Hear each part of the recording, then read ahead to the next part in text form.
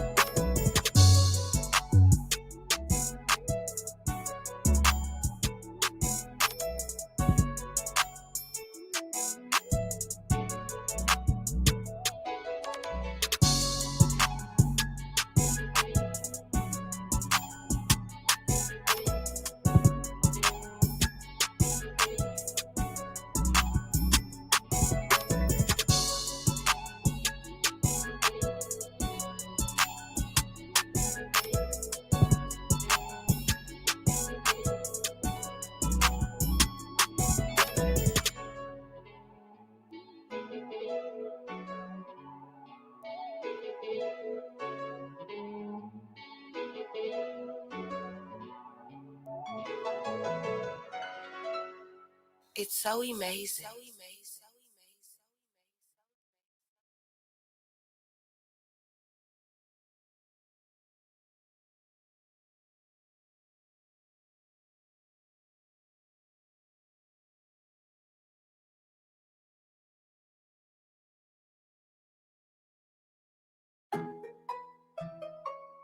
It's so amazing. Vito.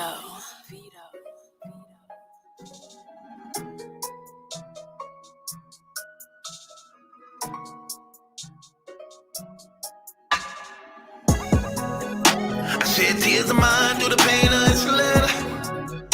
And if you're listening, I hope you somehow get better. Cops killed my partner and I lost my big brother. On top of things, I had to bury my mother. Another 9 to 10 years I've been locked in prison. And my baby girl was diagnosed with autism. She don't know, we just hope they find a cure for that. Cause we don't want her growing up being made fun of that. Not knowing how to talk, tying up her shoes. Not being able to say I'm hurting you. Not knowing if I let her take care of you. Oh, what? It's so tough.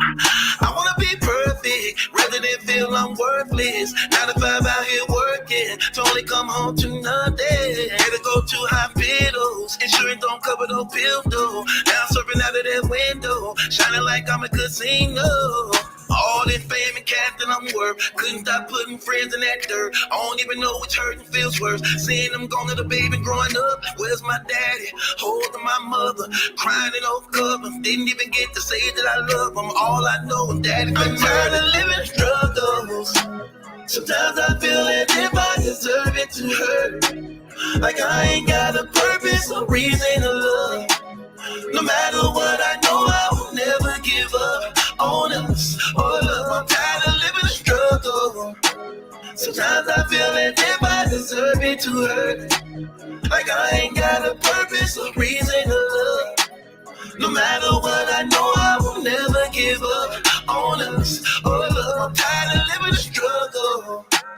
We barely got enough rent for this house, and the sheriff talking about kicking us out. Why me? Now I'm forced in these streets where they murder people like me, and gun come cheap to lay you 6 deep. I see life ain't easy in the street trying to kill me. All our people want crack and broke, and the dope get them easy. Nothing here for certain. Education ain't working.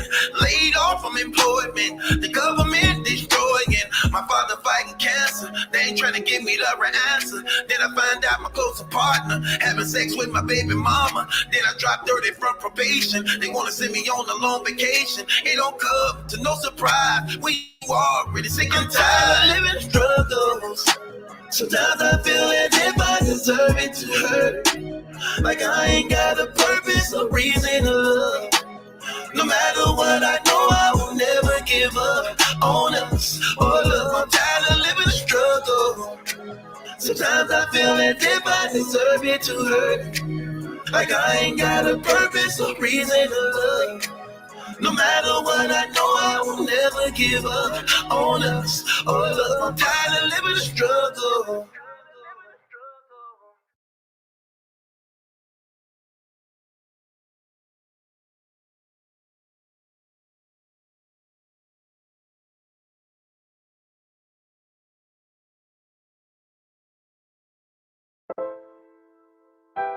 It's so amazing. Soon as they hear my voice, they pouring up, blowing out smoke. Pop dope. Soon as they hear my voice, they pouring up, blowing out smoke. Pop dope. Perkins ain't trapping at work. They pouring up, blowing out smoke. Pop dope. Soon as they hear my voice, they pouring up, blowing that smoke tray. Pop dope. Perkins ain't trapping at work. Tray. They pouring up, blowing that smoke tray. Pop dope. Soon as they hear my voice tray. They pouring up, blowing that smoke tray. Pop dope. Perkins ain't trapping at work. Tray. They pouring up, blowing that smoke tray. Pop dope. Soon as they hear my voice. Me and you better not have problems, cause I ain't easy to get rid of. If you owe me money, then pay up. I'm done with doing but some favors. Boss today, you lots of pasta. She keep me dreaded like Rasta. Not one of them dudes, I act a fool if anyone pay me to. If I hate it, she gon' go cuckoo. Not gonna wanna be with you. She be wanting it, loving so bad. She be pulling up, giving me cash. Not used to being broke, that's what she supposed to do.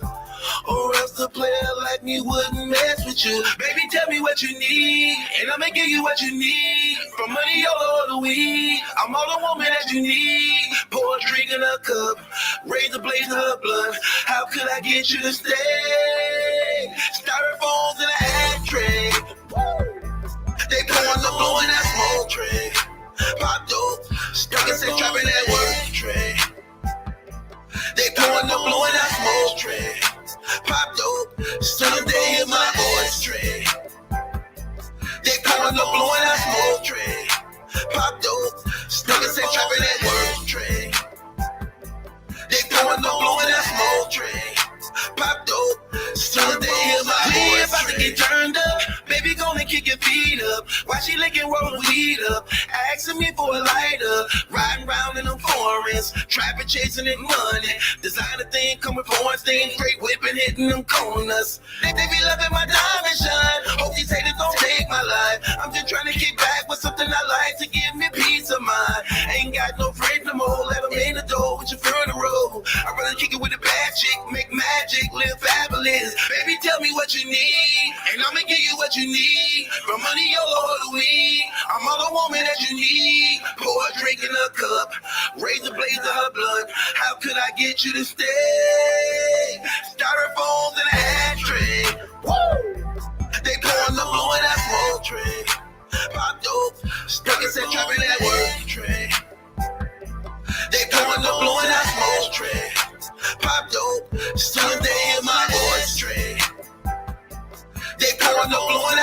tray.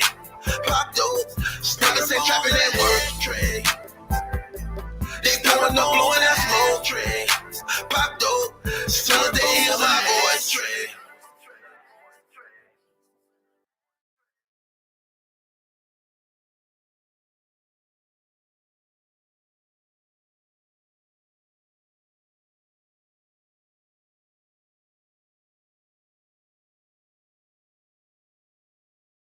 Vito. I said, yeah. I said,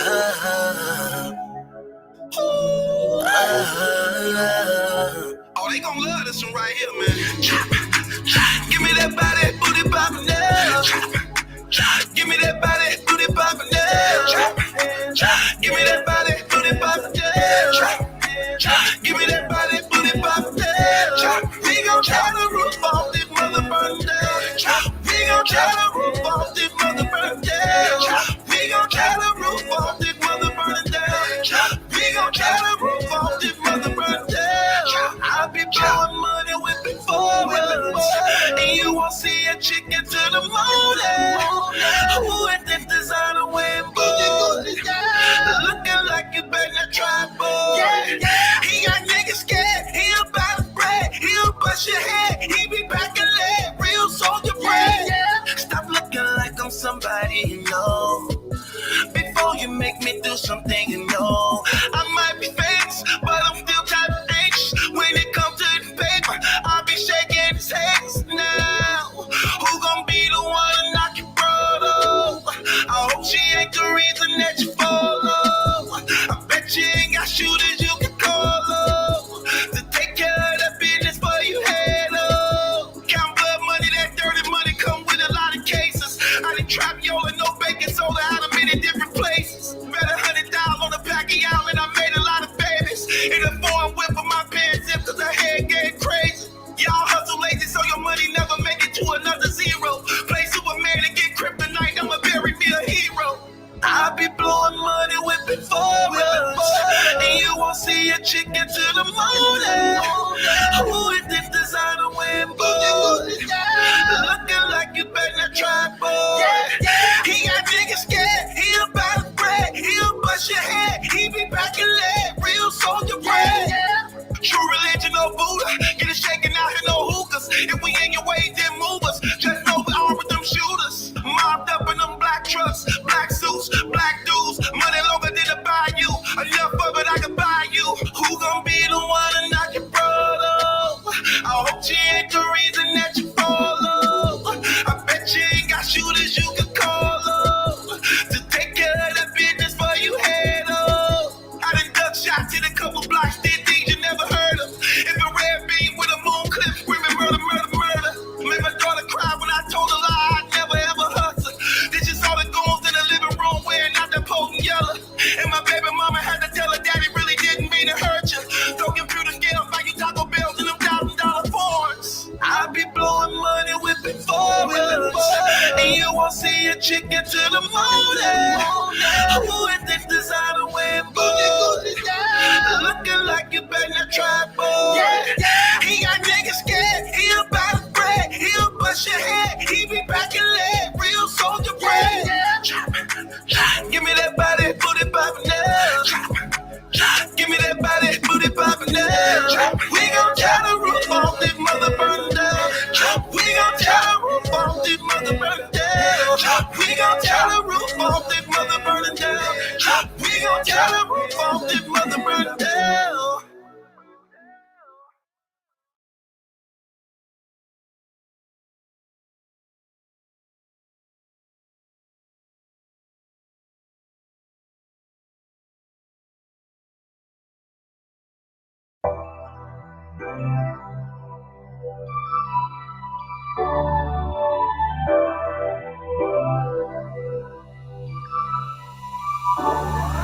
Show now.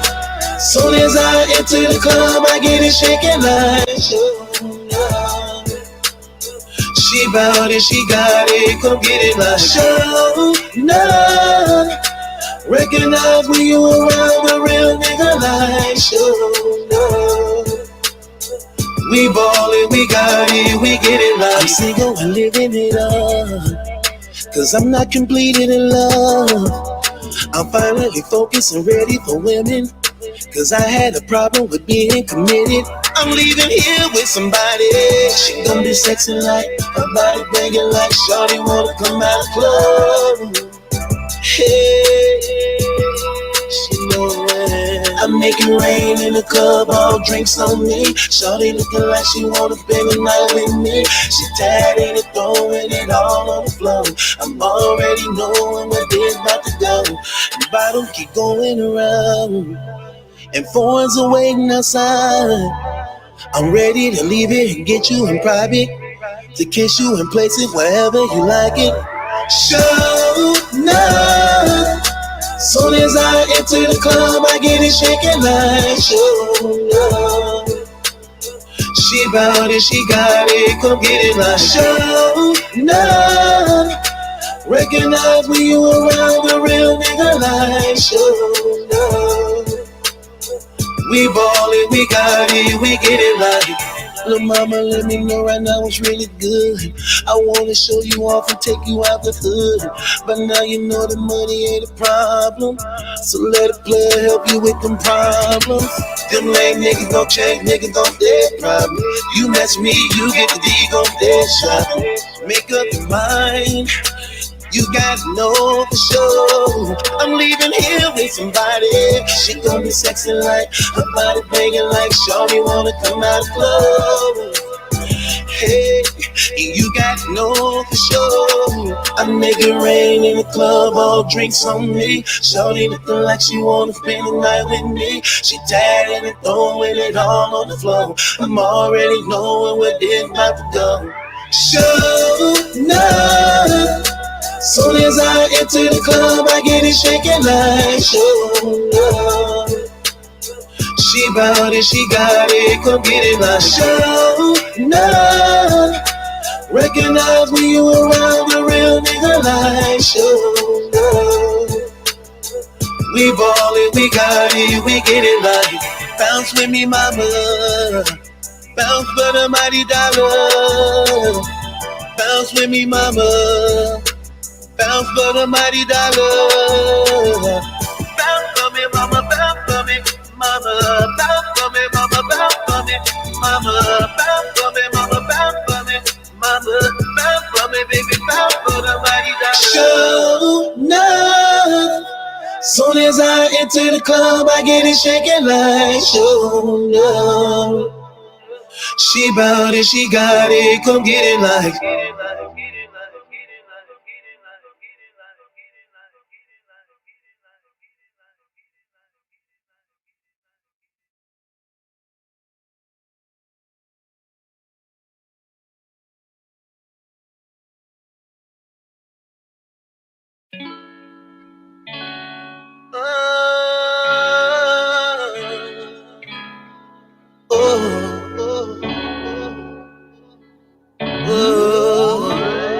Let's talk about love, cause this ain't it. This don't make sense. It's anything but love. Broke promises, what we really meant, what we could have been. Talk about love. Love don't lie, love don't cheat, love's not weak. Love don't hurt. Let's talk about love is for fighting for, fighting for, fighting for. You come home and I ask you where you been. Then you reply to me out with your friends. Sure enough, keep that phone in. You never put it down. Social media, now your Instagram blew up. Oh, should've never gave you my time. Should've left the very first time when you didn't come home at night. Oh, you lied, now we argue. I knew this. You're cheating. You must think I'm stupid. We don't go out no more. We don't even make love. We just dragging this on. Oh, why am I still here? Why are you still here? There's nothing else here. We done ran out of options. Don't seem like nothing's working. And I'm tired of the hurting. That's one thing I know for certain. Lord knows I'm willing. Gotta get rid of what I'm feeling. Cause I can't give back these years I talk about love. this ain't it. This don't make sense. It's anything but love. Broke promises, what we really meant, what we could have been. Talk about love. Love don't lie, love don't cheat, love's not weak. Love don't hurt, let's talk about love is what fighting for, fighting for, fighting for. I just wanna know, was it really love? Was it really worth it? Why you had to hurt me? Why would you desert me? Why would you deceive me? Should've never let you use me. Lady, I'm sitting around here knowing I was your fool, paying everything you wanted me, just you. Such a shame how you do someone you say you love. Look at what love came to. When you get off thinking I'm just some game, like it ain't no consequences to pain. I remember when you told me, I remember when you told me, you told me, you wanted my love, my body. You told me you're ready for love, more life, more. Let's talk about love, 'cause this ain't it. This don't make sense. It's anything but love. Broke promises, what we really meant, what we could have been. Talk about love. Love don't lie, love don't cheat, love's not weak. Love don't hurt, let's talk about love is what fighting for, fighting for, fighting for. I wanna love, I just wanna love, I just wanna love, I just wanna love, I wanna love, I just wanna love, I just wanna love, I just wanna love, I wanna love, I just wanna love, I just wanna love, I just wanna love, I wanna love, I just wanna love, I just wanna love, I just wanna love, I wanna love.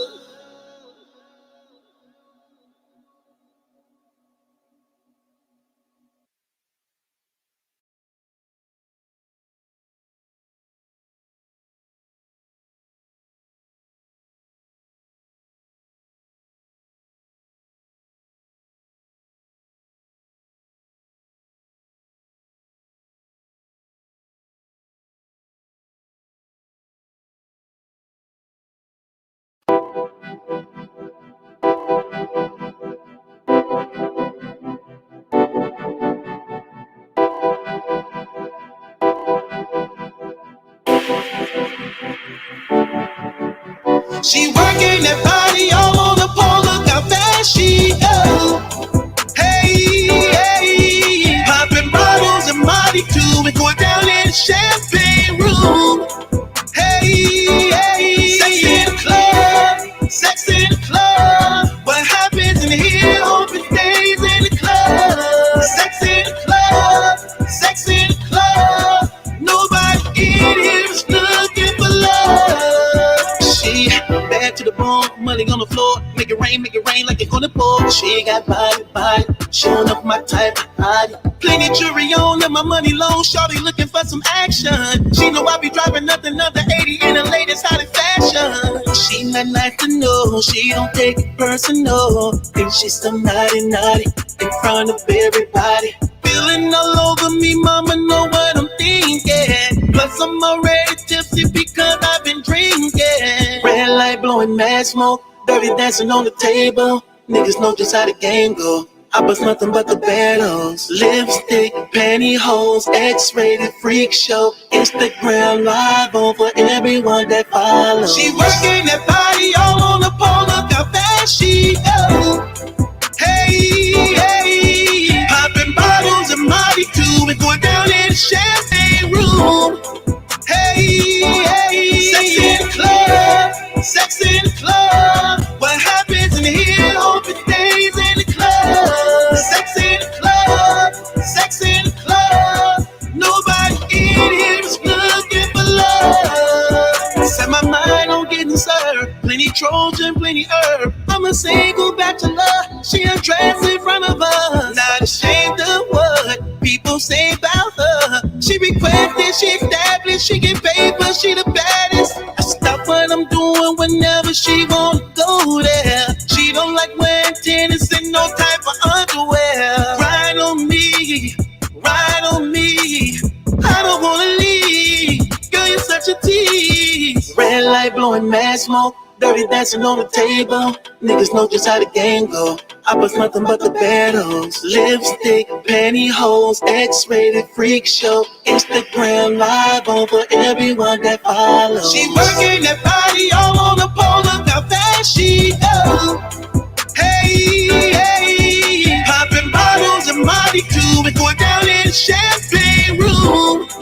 Hey, hey. Sex in the club. Sex in the club. What happens in here open days in the club. Sex in the club. Sex in the club. Nobody in here is looking for love. Sex me, baby. Sex me, yeah. Sex me, baby. In the club right now. In the club right now. Sex me, baby. Red light blowing mad smoke. Dirty dancing on the table. Niggas know just how the game go. I was nothing but the battles. Lipstick, pantyhose, X-rated freak show. Instagram live on for everyone that follows. She working that body all on the pole. Look how fast she goes. Hey, hey. Popping bottles of Molly too and going down in the champagne room. Hey, hey. Sex in the club. Sex in the club. What happens in here open days in the club.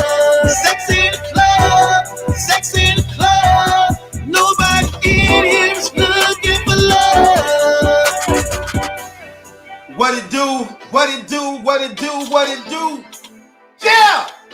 What they talking about?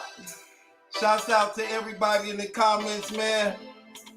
Shouts out to everybody, man. Shouts out. Shots out. Shots out, man. Feeling good today, man. I feel good every day, man. So let's not make it seem like I'm just feeling good for what's about to happen. What it do, Jules? Wake up. Sometimes I gotta check and see if this dude woke. Wake up! Hell. Talking about wake up, man. You late, man. I gotta make sure my co-host, you know, he What's going on, he man? eat all type of herbal chicken and brownies. Nothing, man. Nothing, man. How you feeling, brother? How you feeling, man? I'm good, man. I'm good. I can't complain. Okay. Oh, we definitely got some complaints tonight. Definitely got some complaints tonight. Man, bro, we got a lot of work to do. We got a whole lot of paperwork. A whole lot of it. We don't really work this hard. You know. Right, I know. They've been working us lately. People said you didn't do too much of a good job of reading last time. Hey, maybe I'm reading I'm going off the phone. It ain't like I'm reading off the computer. You gotta read them little words on the phone. Right. Yeah, we got some things to address tonight. We already we did a 7-part breakdown for those of y'all who didn't see it. Look inside the 7-part breakdown. Now we got to do another. I ain't gonna even put no numbers on it. We got Chris. We got everything. We got everything. Man, You've been high. We got some more. A lot more. Yeah. I don't like when he try to tell us stories. I like what the paperwork say. I don't want to hear nothing out of your damn mouth if it don't come with some black and white. He tried to, he just tried to answer us today and did he called it fan mail. He always try to make it seem like a fan asked him a question when he wanted to address us, like he really ain't trying to address us. But since a fan asks, let me address So he only do fan mails when we apply pressure and heat on him. Then he try to you know, they got them fake profiles where they got a lot of accounts, so they don't like to say who they are in our comments and things like that, even though it's them. So they try to do that in their fan mail, like, yeah, one of my fans said. No, you said. So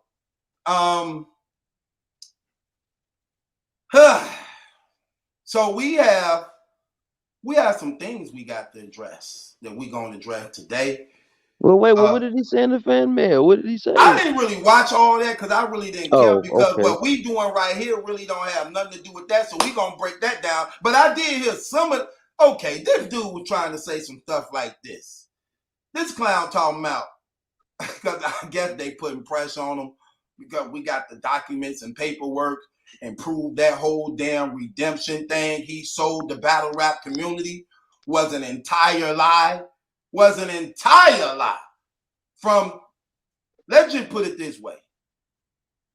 The only thing that wasn't a lie inside that redemption thing he did and took down, because we got the paperwork now. So he really don't want people in the battle rap community going back to it and measuring up the paperwork with his with his story on what he said happened that don't line up with the paperwork. Neither his lawyers defended him. So in that, I only heard some of it because I was getting ready to go live, and then me and the wifey was doing something personally that was taking place. So I was held up on some stuff like that. But this clown talking about, Battle Truth know how it is to be locked up. So he know the things that going on. He know I didn't. He saying stuff like he know I ain't touched them girls. That it was all about money. That's what he said.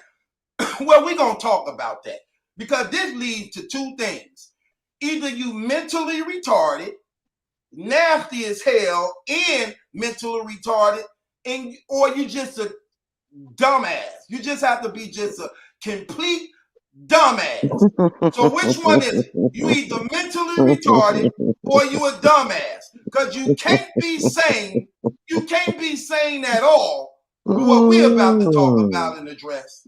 Not at all. You can't be sane at all for what we're about to talk about and address. At all. Not at all. So, and then for him to say, I know he didn't rape them girls, that it was a money thing. Man, that makes you even more guilty and makes me believe you allegedly really raped these women. Okay, well, let's break them down. No further ado. We let the music play for 30 minutes to get y'all up in here. With no further ado, man, let's just break this clown down. Because actually the name of this is called Breaking Down a Rapist. You lied to us. You lied to us. So since you so-called saying that I know you didn't rape these girls, I can't wait to go. You know what? Don't even worry about it. Since you saying I know that you didn't rape these girls, that it was a money thing. Okay, y'all, let's go to this paperwork.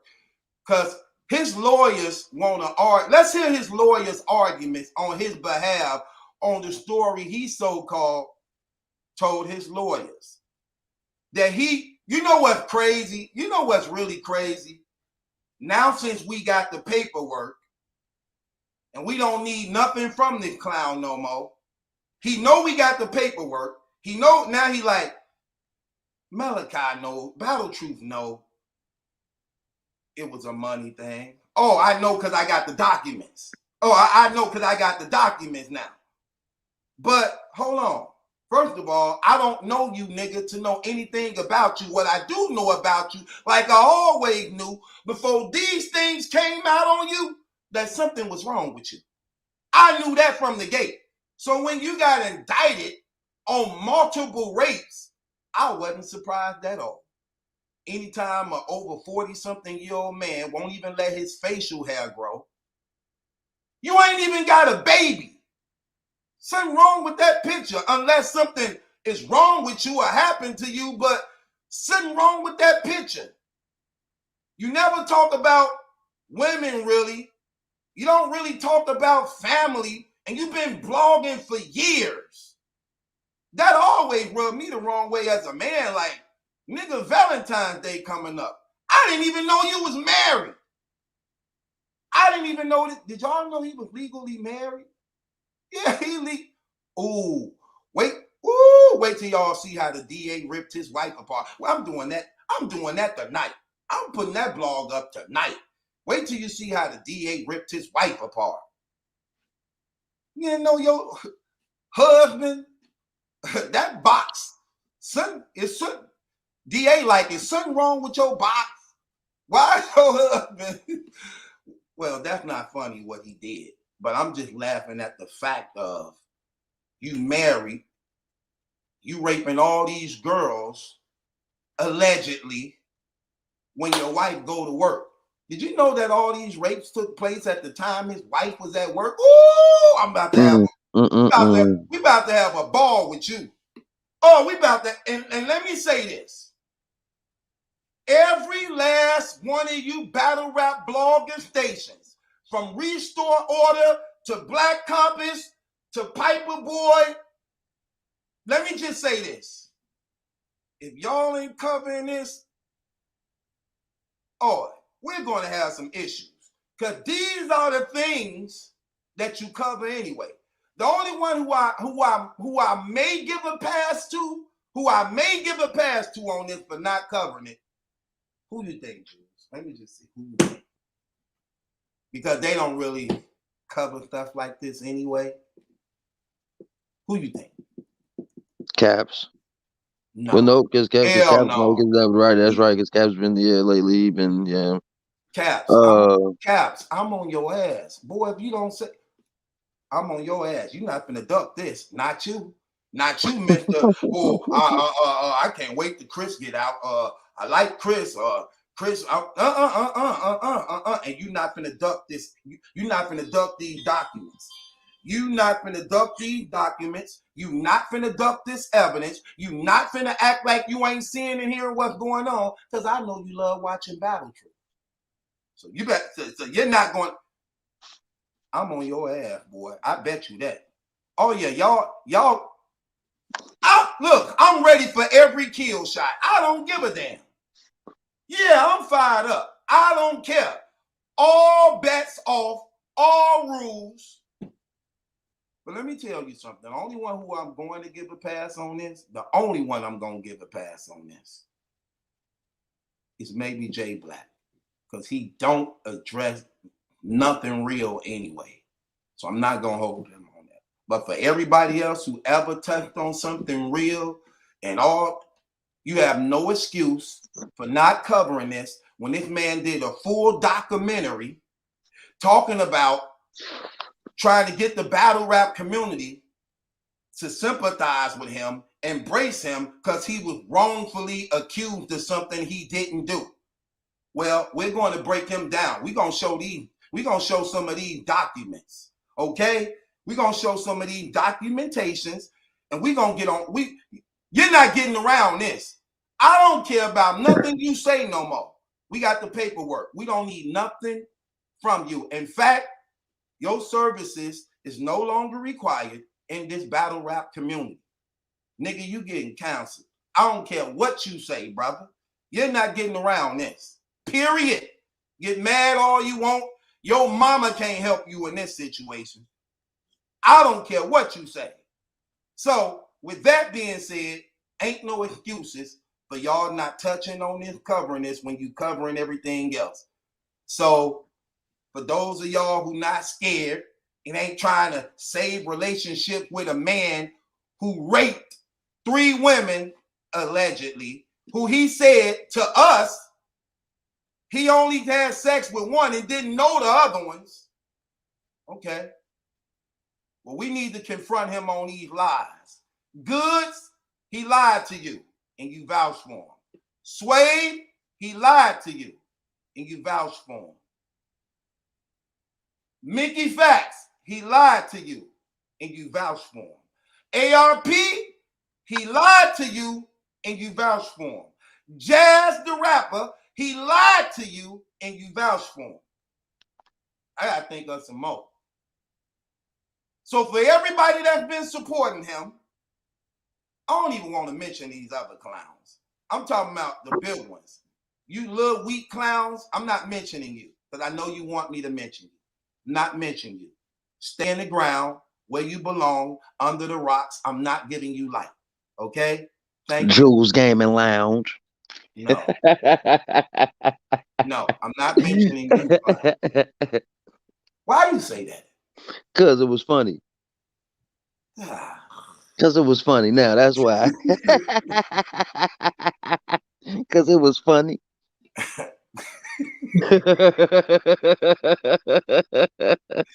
Not at the right time of me addressing, you know, I ain't even saying them clowns' names. That's why I did it, so you wouldn't have to say, I mean, you wouldn't have to keep going in that way though. Go ahead. We know what you meant. Right. Hitman, he lied to you, and you vouched for him because you did a damn untold truth with him, sitting down like you was in the company of a sane person who actually is a serial alleged rapist. Norbs. Knock on wood, you owe me a candy bar. Norbs, he lied to you. So for every last one of y'all he lied to, y'all better bum on him.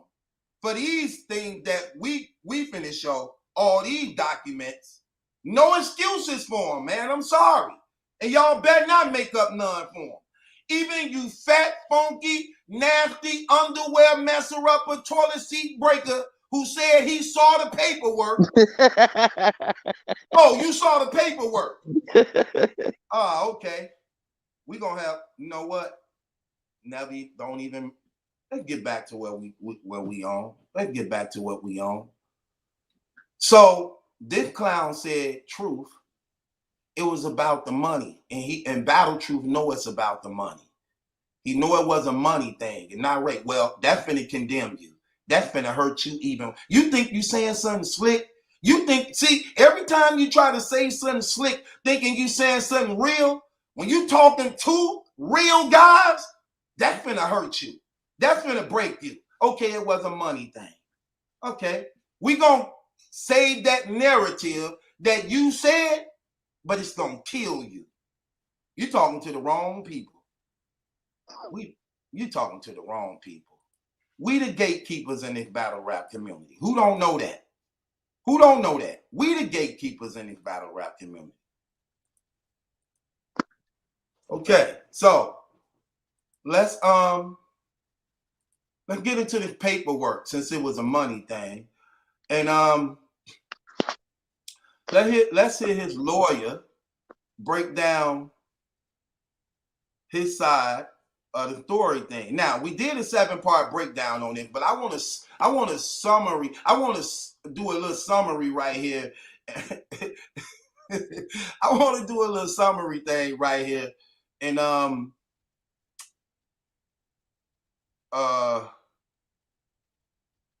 want to do a little summary right here on this thing. So Jules, you there? Yeah. Okay. They tried to get on your case for not reading. He finna redeem himself today. Yeah, right, man. No, cause so who was, I forgot, somebody by the name of Stu Jackson said I was reading Powerful on the channel. Yeah, he was. Didn't see that one. I saw the other ones, but I didn't see that one. He said I was reading. He said I was reading. I've been reading the paperwork powerfully, whatever that means. Well, look, you my guy. I know how smart and intelligent you is. That's why I got to have you here for this type of stuff. I know you, but I know sometimes you be tripping. Sometimes you be tripping, bro. So, you see it? Yeah. You locked in? Yeah, well, we starting from the top now, briefly. Yeah, go ahead. Now, briefly addressing the allegation and the issue, like I knew that we would, we have two supposed individuals who that are definitely individuals, but that Mr. Gunsby has supposedly sexually assaulted. The first case was a June 17th, 2017 incident involving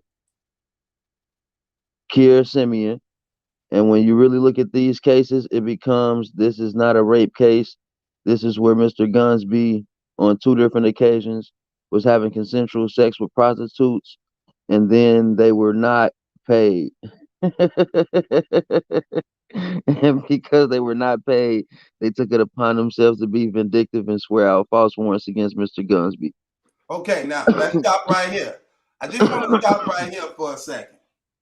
So according to his lawyers, let me put this paperwork up here, because this Mr. Gunsby's story he told his lawyers, that he was having consensual sex with two prostitutes, two different prostitutes. He's talking about Kiera and he's talking about Shannon. So he's admitting to having sex with both Kiera and Shannon. Wait, but in the redemption blog, you didn't know Shannon. See, he took the redemption blog down, so we can't play it. We don't have it. So that now we got the paperwork, y'all can't go back to it and see it to line up with the paperwork. But clearly in the paperwork, for those of y'all who saw redemption in the comments, me and Jules saw the redemption blog he did. Mm-hmm. According to him, he don't know Shannon. And that Shannon was a cold case that was through on him because he fit the description of an Uber driver. That was his exact words in the redemption that he told the battle rap community, that he told Sway Seba, that he told Goods, that he told North, that he told ARP, that he told Jazz the Rapper, that he told Mickey Fax and them, who believed the redemption story. Now in these documents, his lawyer is swearing on oath as a result of his client's testimony that it was consensual sex between the two. So you lied right there. You caught up right there. You bust out right there. You told the community you didn't know Shannon. Now your lawyer is saying it was an agreement. It was consensual sex that went bad because you wouldn't pay them. So you admitting that you had sex with these two prostitutes, so-called, and that you didn't pay them, even though they fulfilled their obligation to you. Wait, I can't agree that this was a trick then. I can't agree to that. My sense will not allow me to agree that this was some type of consensual sex with two prostitutes when not Big Bank Hank, who mom and them got all this money. You got your own company. We got the records of that. So you got all this money, all these properties, all these expensive cars on 22-inch rims, but you ain't got $100 to pay your tricks. You won't pay them they $100? Because how much do it really cost to have sex with a prostitute off Backpage? Really, how much do it really cost to have sex with a prostitute on Backpage? So it was a money thing. But you got all this money. You all on blog counting hundreds with people names on it, walking around showing your big brick 3 Little Pigs house. But you ain't got $100. You rather get rape cases rather than pay $100. That's why, bro, that hurts you. You calling that, you trying to use and paint that narrative to make you look innocent, that makes you look guilty. Because we all not stupid enough to know that in the state of Atlanta City, stripper and prostitute headquarters, that these strippers and prostitutes on Backpage don't know how to get their money up front before they pull their panties down. Where my damn guy? Here, take it. Take it. Bang the gavel on your damn self. Don't worry. I'm going to do it for you. You can't have this, DME Detroit. No. No. Man, get the hell out of here. Either you retarded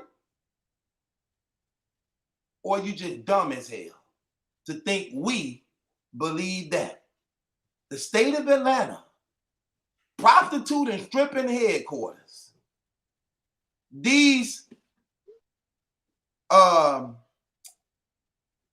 escorts have sex without getting money up front and let you go up inside them raw. That don't sound like a trick, bro. It don't sound like a person turning a trick. That do not sound like a person that's turning a trick. I'm sorry. Don't agree with you at all. I don't agree with that.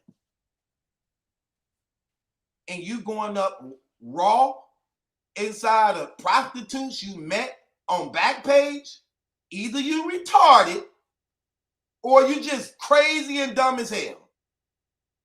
He going raw up inside these alleged prostitutes. Raw, like literally raw, busting inside them, making real love to prostitutes you turning a trick with. I refuse to believe that these so-called prostitutes meeting strangers on Backpage, not getting their money, and letting you go up inside them raw. Those are the two things they know that's mandatory when turning tricks. Condoms and money up front. Who you talking to? Who is you talking to? Come on now, bro. You're talking to the wrong guys. You're talking to the wrong guy thinking we're going to believe any of that. That sounds more like a rape than a trick. That sounds more like a rape than you turning a trick. Well, you definitely wasn't turning a trick because they didn't get paid. So why they didn't get paid? If they gave you the sexual services. If they gave you the sexual services, why didn't they get paid? If you were just turning a trick. You busting everything. So it's obvious you were satisfied with the sex. According to the document, you bust inside them and you bust on them. So their job was accomplished. They made you bust.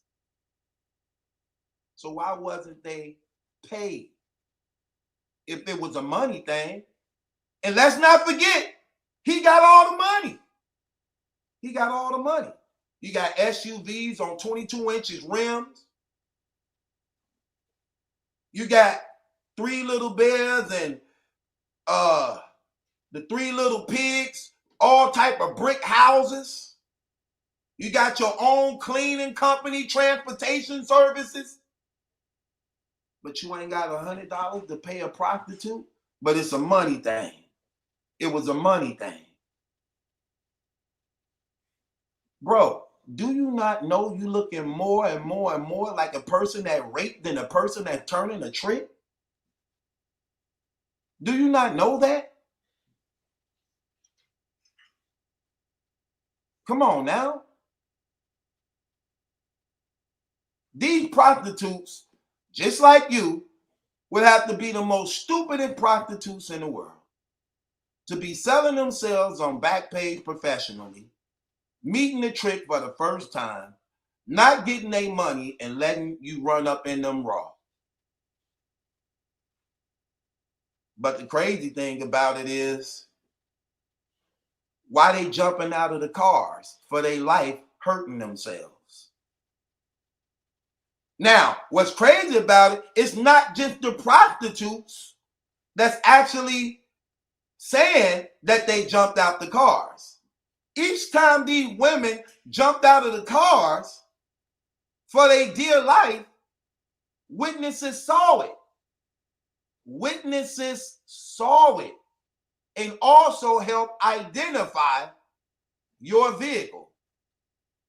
Well, no, because remember in the 2015 case, it did say condom was used. He No, just no, took it no, out. no, no, no, no, no, no. What I'm saying is, I ain't talking about the 2015. I'm talking about the ones who seen him jump out of the ones who jumped out of No, the no, car no, I was know I'm hearing that. No, I'm hearing that. But what I'm getting at is that like you know what I'm saying, I guess like in 2015 he was using condoms, but by 2017 he stopped. Like you know what I'm saying, I guess he figured it wasn't no need to continue to use condoms, you know what I'm saying? Because they say where that come from? I'm talking about when he went up Raw and Kiara. that's what I'm saying, because remember in the 2015 case he said the condom was used, but he bust on her face. He Yeah, took the he condom took off the and bust on condom her off. face. That's what I'm saying, right? So he took the condom, but so he was using. So at one point he was using condoms with these so-called prostitutes. I guess he just figured. I mean, it's so far down the line he got comfortable enough to where he just stopped using them. You get comfortable enough. I guess. I mean, yeah, but I don't.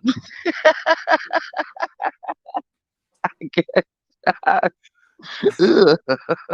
You get comfortable enough to start not using condoms on prostitutes. I mean, Okay. you leaving evidence anyway. So what? I mean, what's But I'm trying to see. Okay. Okay. But according to his story, y'all, he turned in a trick. And again, I mean, this just don't make no sense to me. You get the girls on Backpage. We just using his story for right now. So you get the girls on Backpage. So y'all already got an agreement, sex for money. But for some reason, they like him so much, they not asking for money up front, and neither do he got to wear a condom. So he don't pay, and he don't put on a condom. And the way the day that ends, sounds like relationships. right? And the way the day ends, they jumping out of the cars while they're moving. They jumping out of moving cars for their dear life. That just don't sound like a money thing. It just don't sound like you turning a trick, because you're doing everything that don't happens when you turning a trick. I'm sorry. It just ain't making no sense, bro. So again, I don't get how these women allegedly in Atlantic City, the headquarters of prostituting, stripping. So I'm pretty sure when they get in that profession, they understand the game and how they're supposed to go. But allowing you to not pay them, not wear condoms, and they find themselves jumping out of the cars to end the night with you. I like, come on. It's not making no sense. So where you in, what you wanted to touch on that, bro, or what? Like, No, do I'm you, good. I'm good. hold on, Jules, but wait, I just need your input on that. Okay, so he's saying it's a money thing, that these girls only charging him with rape because he didn't pay them. I'm not understanding why you are saying you got all this money, all this business, all these properties. You calling these girls, according to you getting them off Backpay. We just using his story. His story just make him look bad. You calling these girls when you know what their profession is. So you're going to pick them up. So you supposed to have the money on hand. You can't say they ain't satisfied you because you bust. As you bust, you still don't want to pay them. Bro, that none of that makes sense. None of it. None You're of it trying to makes make sense. sense. You're trying to make sense of something that you have to be really not thinking about. Come on, man, you going in something raw that you just met off a website. Come on, that's not logical, bro. That's not even thinking. That's not even. You got Right. to be He either extra got to kind of be horny for that. retarded. Right. He either got to be retarded or just dangerously crazy as hell. Yeah, you gotta like putting your genitalia on the crap table. Unless he got something himself. Unless he got something and just purposely giving it to these girls so he figured he don't got to get no condom because he got it already. But that too. Come on now. Let's just keep it real. That's the only way I could look at it. That's the third thing. Either you got something and purposely was giving it to them so you figure you didn't have to wear a condom because you got it already, or you either mentally retarded or you just dangerously crazy as hell. But then, Jules, but just how realistic is it for professional prostitutes in Atlanta City to be meeting strangers, letting them go up in them raw, and not receiving no money up front? It don't seem logical in my book. It might be. I mean, I don't know. I don't live in Atlanta, so I don't know how they get down there. But you know what I'm saying, I don't think it's that way. Right. That seems like that seems like where everybody goes to strip and make money at for stripping. So That they definitely know the rules. right. So Look. If they on Backpage, they doing this for a profession. Like, it's a profession. How you don't know? I mean, that just look. Even if you're not a prostitute, that just for the most part automatic. But it's really automatic as a prostitute. Condoms, money up front, and protection. Like I just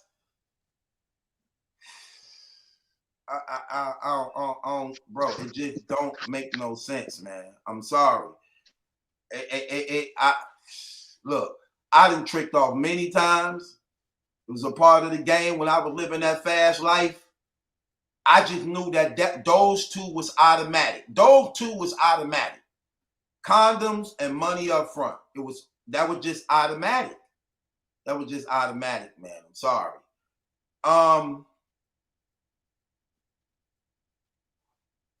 Then, so, okay, Jules, let's just go from here again a little bit. Go ahead. at the preliminary hearing, we learned that law enforcement. Hold on, wait, Jules, because we talked for a minute. So just go back up to first case was it June 17? Let's go to that. The first case was June 17, 2017, incident involving Kiera Simeon. And when you really look at these cases, it becomes this is not a rape case. This is where Mr. Gunsby on two different occasions was having consensual sex with prostitutes, and then they were not paid. And because they were not paid, they took it upon themselves to be vindictive and swear out false warrants against Mr. Gunsby. At the preliminary hearing, we learned that law enforcement confirmed that Ms. Simeon was on Backpage. And if okay. And if the court is aware of Backpage, it's a website where people typically meet up to provide sex for money. Ms. Simeon did not report that to law enforcement. Instead, what Ms. Simeon said is that Mr. Gunsby his information was given to her by a friend, some unknown friend, as an individual who was an Uber driver from Craigslist. Those were the words of law enforcement. It doesn't exactly make sense, but I guess some sort of cash for taxi. Okay, stop right there. Now, let me just say this to you, Jules, because he made that statement as though she should have said that. And I don't think that if she's saying he raped her, it don't matter what her profession is or what she was doing. Like when he make the statement and say, Kiera Simmons is on Backpage, and she didn't provide that information to law enforcement, like during the time he raped her. But if her story is, I wasn't turning a trick with him, he raped me, I don't have to tell you I'm on Backpage when this guy raped me. I mean, am I reaching, bro, or what? No, that's right. I heard what you're saying, because she didn't call him for turning the trick. She called him for a ride.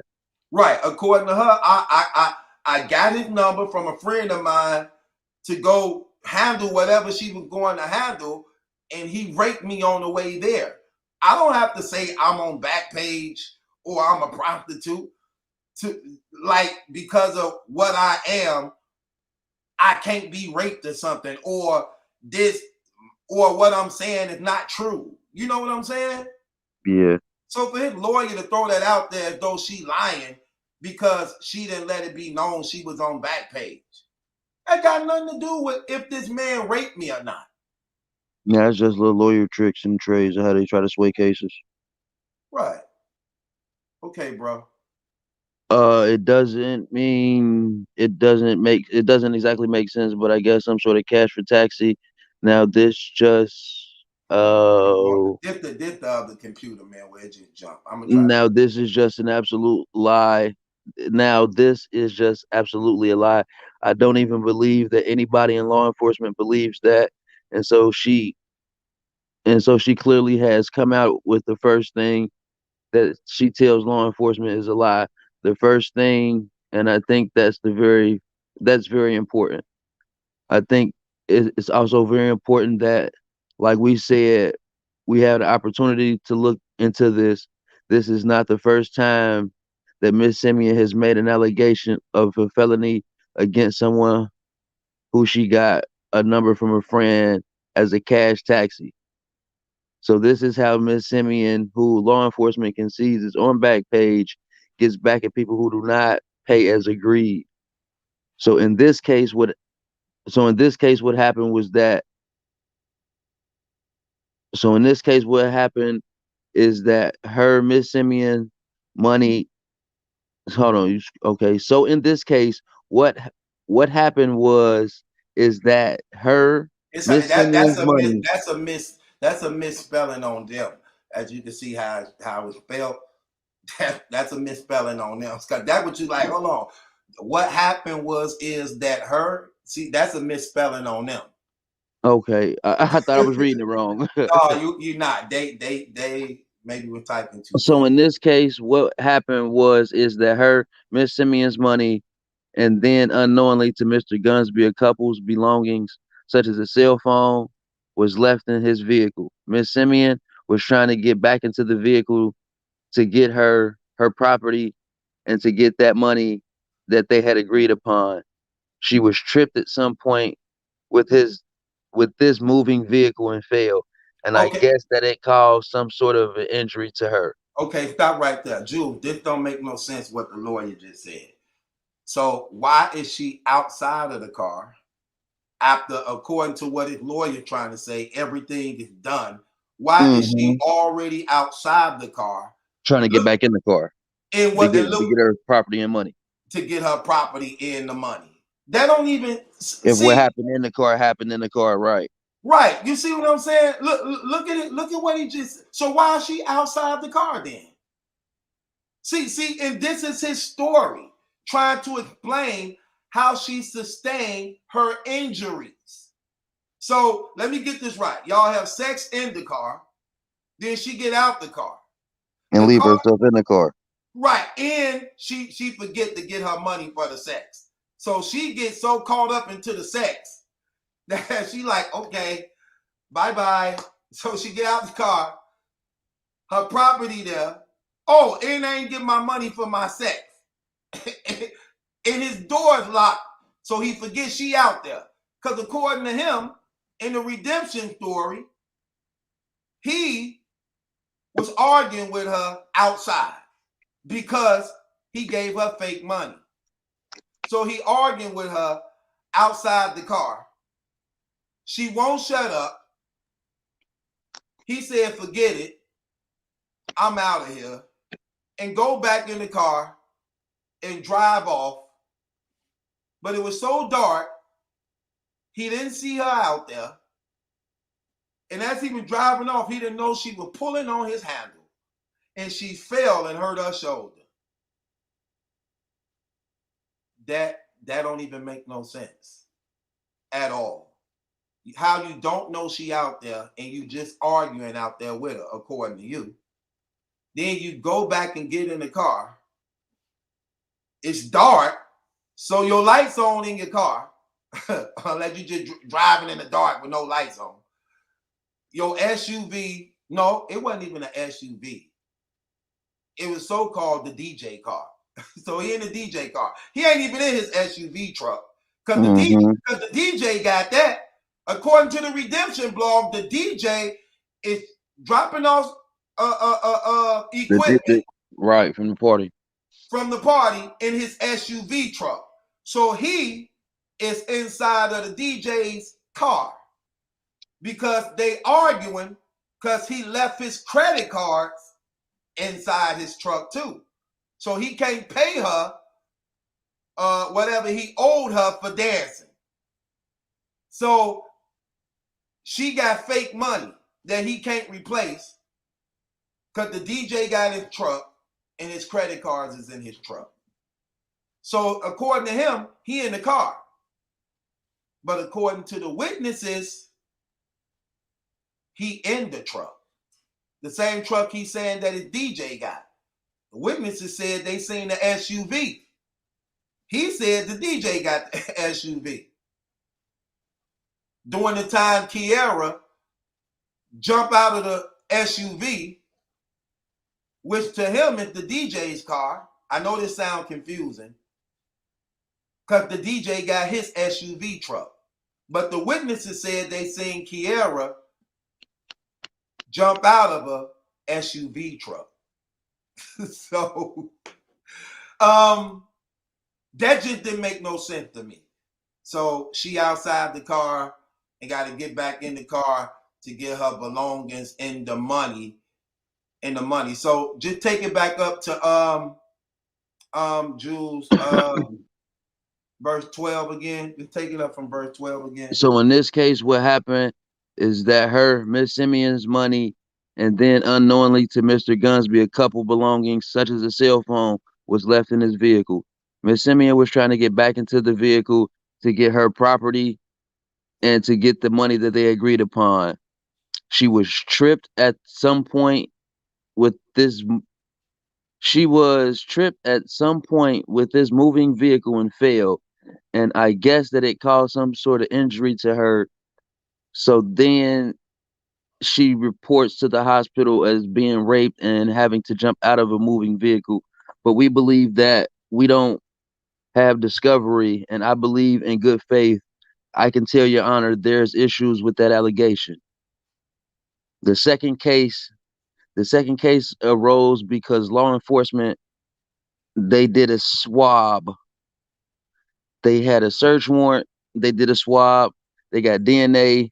They entered the DNA into the bank, and it came back with a hit from an August 2015 allegation.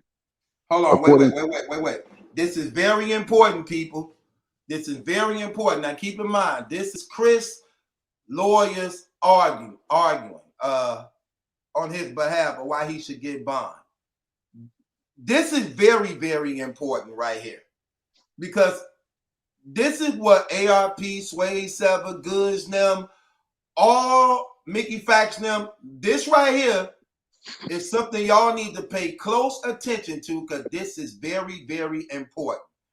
And one of the reasons why this is so very important is because this is the cold case that Chris was trying to say that they just threw on him because he fit some type of description. He fit a description. And because the detective and DA wanted to just arrest the black man so bad, they started putting rape cases on him for nothing. But notice what his lawyer is about to explain. Go ahead, Jules. According to this preliminary hearing, this allegation is involving Ms. Shannon Smith. Hold on. Wait. Jules, go to number one again. Go back up to number one again. I'm sorry. Okay.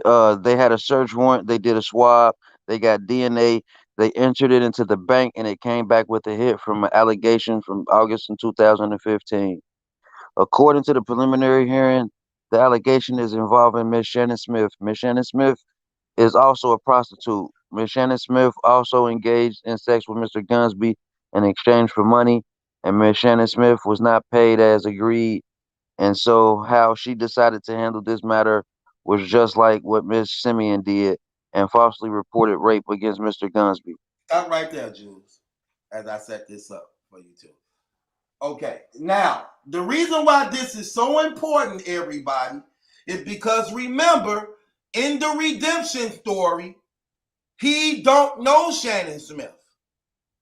He don't know her. She's just some random woman who was thrown on him years ago from some type of cold case because he met a description. But his lawyer just testified that Shannon Smith and him had sex, was having sex. Wait, so why did he tell the battle rap community he don't know her? He never touched her. That it was some cold case thrown on him because he fit some type of description. Why did he say that? What was he hiding? What didn't he want us to know? If you're so innocent and you didn't do nothing wrong and you were just turning tricks, what's wrong with admitting that to guys who understand that type of thing? So you covering up because we didn't have the paperwork. And because we didn't have the paperwork to line up with your story, you was able to say and tell us anything because you was using your popularity and influence in that nerdy, innocent, harmless look that you've been selling in community for years to get people to just accept and believe what you say because they trusted in you. When in reality, you lied to the battle rap community. You didn't get arrested and charged with the Shannon rape because you fit the description.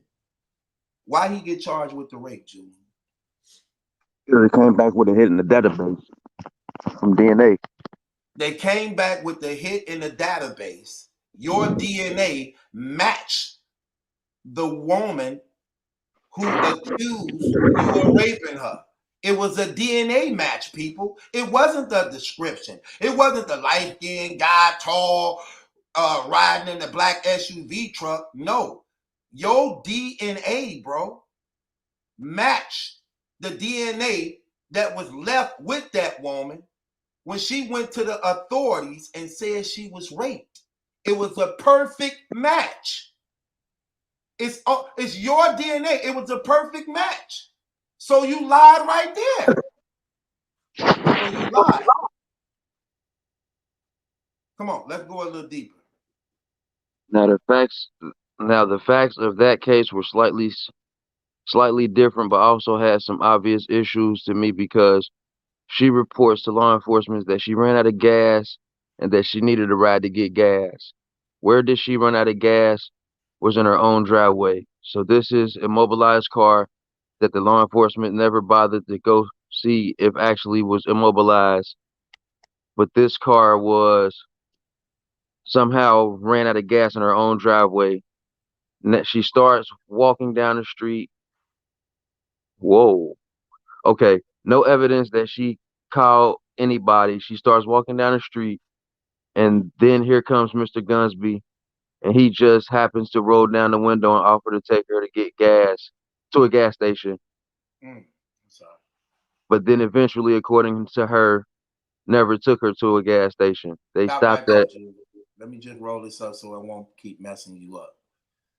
And people think you ain't educated. All right, they stopped at a business location. And according to the evidence at the preliminary hearing, there was no weapon. There was no threat of force. There was no force. He never held her down. There were no injuries to her body, but she never attempted to run because they both got out of their car. But she never attempted to run because they both got out of their cars, according to the preliminary hearing. And then she walks willingly to the back of the car to be sexually assaulted. I mean, again, I was gonna say you stop right there. Like, did something draw your attention or what? it said they got out of their cars instead of they got out of his car. Right. That's all it was. We trying to make sure I'm reading correctly. I mean, again, I have no discovery, but the allegations that were presented at the preliminary hearing have obvious issues, and Mr. Gunsby has been in custody for 169 days. No weapon was reported to be used in either one of these incidents, as I suggested that he is entitled to a bond as a matter of law. Oh, okay. Hold on. Let me strike this. Hold on. Wait. I want to go down a little bit because that's Oh, you went way, scroll way up, but that's different okay. because that's talking about something else. That's talking about the money for his bond and things like that. You know. Okay, there you go. Nah, you went way too far down. No, That I was not didn't. where I was at. I, Oh, I I I passed where you was at because it was okay, talking about all right. Okay, that's all right. You wanted me to start with where the court was. yeah. I did that on purpose. Go to the court because he just talking about All right, bond line right 6. here. He All talking right, about line bond 6. right here. Go to line 8 because he just Line talking 8. about bond. Yeah, he just talking about All bond right. right there. So just go to line 8 because after he talking about the bond, because now he asking for a bond, then the judge and them gonna go right back to the case and say this right here. All right, the court. So what do you say to the pessimist who might agree, gosh, it's a heck of a coincidence Who that might he was, go back. You said agree. Go back a little bit. you said 3. You said agree. Oh, might argue. Oh, All right. okay. It's small on the phone. Okay. Hold on. Um, Let me open this up just a little bit more for you. Just a little bit more. Okay, there you go. all right, the court. So what do you say to the pessimist who might argue, gosh, it's a heck of a coincidence that he was wrongfully accused by 2 different prostitutes of hurting them when he didn't pay them? Mr. McClendon, I have 2 responses. First of all, he's presumed to be innocent at this stage, and we've presented in good faith some major issues in the case. But this is not uncommon. It's not unheard of to hear of prostitutes claiming rape when they have not been paid for their services. So I would say that I would suggest that seems logical and acceptable as a proper. Oh, okay, the court. All right, thank you. Mrs. Romanowski. Now, just Mrs. so people could know who's Mrs. Romanowski. Mrs. Romanowski would be the prosecutor. Okay. Mrs. Romanowski, and Your Honor, on July 21st of 2017, when Judge Brian K. Ross heard this bond hearing, he heard from many of the witnesses the defense brought out, which were at the time the defendant's wife, as I believe, a coworker and a longtime friend. So that was all part of the decision making by Judge Ross at that time. I should note I should note the new warrants that have been taken out from the 2015 was not actually something that Judge Ross heard about on that date because there was no evidence at the time. It was it was at a later date that a CODIS hit came back. So on in July, essentially Judge Ross heard about the case as well as another sexual assault aside from the one that we have warrants on now. Mr. McClendon, Your Honor, I'm going to object to any mention of this second or this now third supposed incident, as to be clear as to why this as an allegation supposedly occurred the day after the June 17th sexual assault, and the state has not even so much as sworn out a warrant for that arrest. So there is no way that they believe that this is true. They're just trying to use it to fit their narrative and have Mr. Gunsby's denied bond. If they believe it's true, they would either charge that case, or it's unconscionable that they haven't charged that case. That there's a young lady that has been raped that they believe that after all this time they have not found time to charge him. So I would strongly suggest that the court not take anything regarding that case into account for the purposes of bond.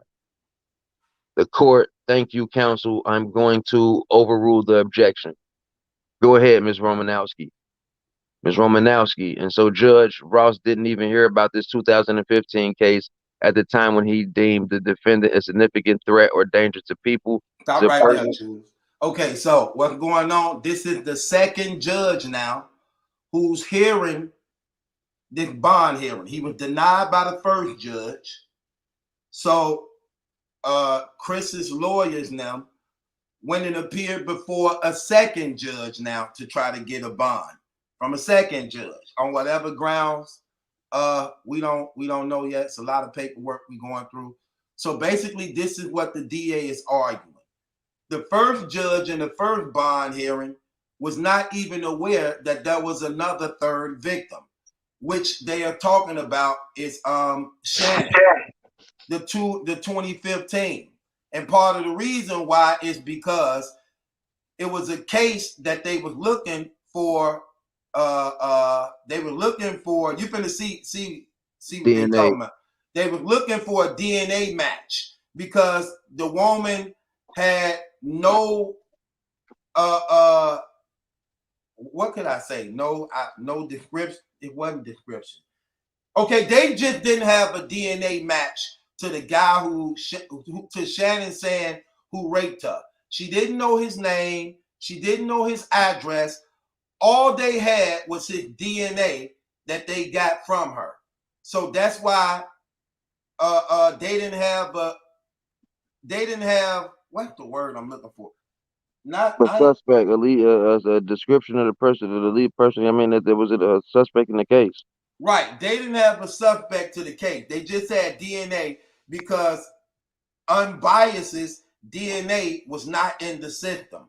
So when Shannon was raped, allegedly, and she went and they did the rape kit thing on her and got the DNA off her, his information was not in the database at that time. It wasn't until Kiera was raped, then he bust inside her, that a rape kit thing was done. A swab was done on him once they arrested him.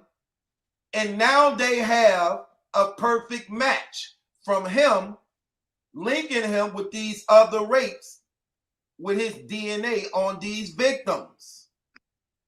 So this is what the DA is arguing, that the first judge who denied his bond had no knowledge of the third rape victim because at that time, it hadn't came up a DNA match. So now there's a third rape victim involved while we appearing in front of you. So the first judge said he shouldn't be given a bond from 2 rapes. Now there's a third woman involved with a rape that he didn't even know about, and we standing before you, and this is her argument of why he shouldn't be granted bond. So go ahead, Jules, just so that they can know. All right, Mr. saying so. Judge Ross didn't even hear about this 2015 case at the time when he deemed the defendant a significant threat or danger to people, to persons in the community, as well as a significant risk of committing other felonies while the trial was pending. And just because the defense talked about differences that were laid out, I will let Your Honor know what the allegations are specifically first with the indicted case that we have. Specifically first with the indicted case that we have. Let me scroll up so I won't be messing you up. Okay. All right, essentially on that date, the victim in that case, Kiera Simeon, essentially on that date, the victim in that case, Kiera Simeon, she is on Backpage. There was never a question of what she does. She had arrived frankly to a John. She got the number from a friend. The police have had contact with that friend. She gave the police the phone number that she used to contact this defendant for a ride. And on the way to the John's house, the defendant sexually assaulted her. Okay, so stop right there. So just so y'all know and you following it, here's Kiera's story. Kiera was calling to get a ride. Her friend gave her a number to get a ride from the Uber guy, who just so happened to be allegedly Chris Unbias. So her friend give her the number. She calls Unbiased for a ride, allegedly. He comes to get her. Go ahead. Go ahead, Jude. Oh, okay. Where I'm at? You on 17. Okay, on on the way to the John's house, the defendant sexually assaulted her. What ended up happening is he pulled over and he started to pull her dress and pull her panties down. When he opened the passenger door to get out of when she opened the passenger door to get out of the vehicle, the defendant sped away. The victim in this case indicated that she was in fear because there was a gun in the vehicle, and that is why she ended up complying. But Okay, so there was a gun involved in the Kiara's case.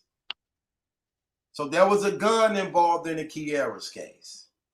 According to Kiara Simeon. Right. But also when the police hit his house, they did find a gun. But go ahead. And her belongings also. But go ahead. Okay. But she did jump out of the vehicle when the defendant refused to stop, and she did sustain injuries to her shoulder, her back, and her legs from the fall.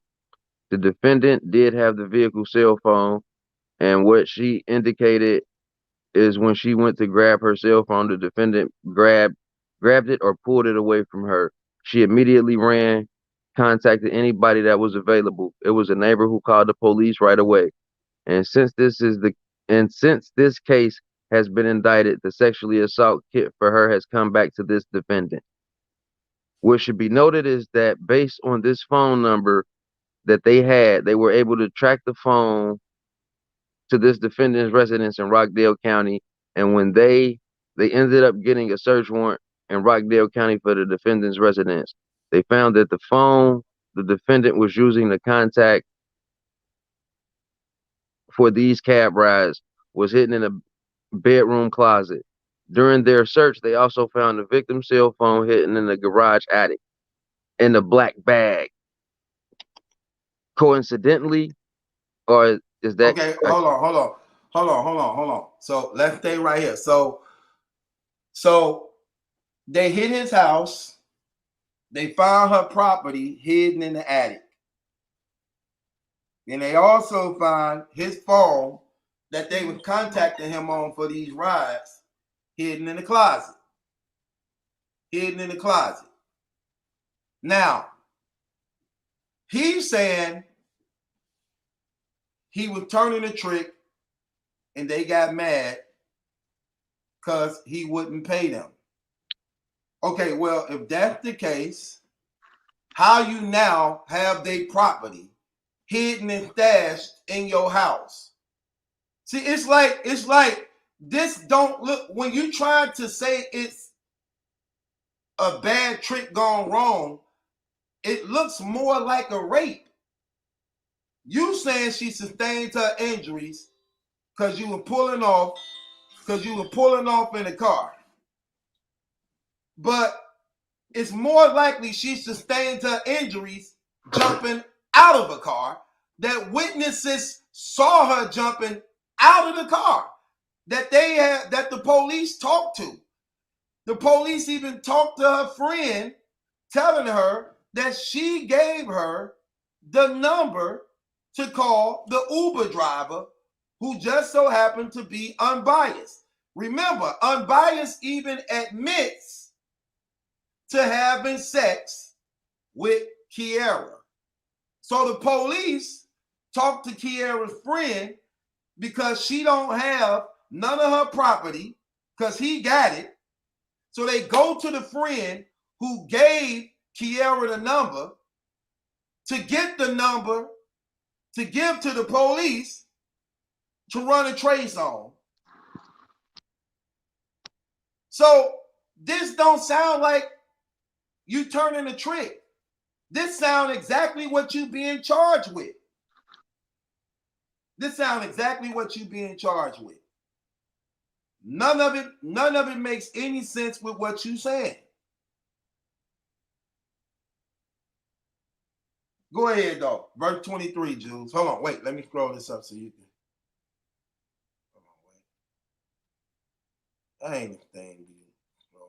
Coincidentally, the very next day, because the victim described this defendant's vehicle and what he looked like, there was another female, a Karen Hill, who indicated that she was on Glendale Road at a club. She was with her friends, and they left her, so she was absolutely inebriated outside of the club in which a male and a black SUV, just as the day before was described with the other victim. She said that he would give her a ride, and because she had no way to get home, she agreed. Stop right When there.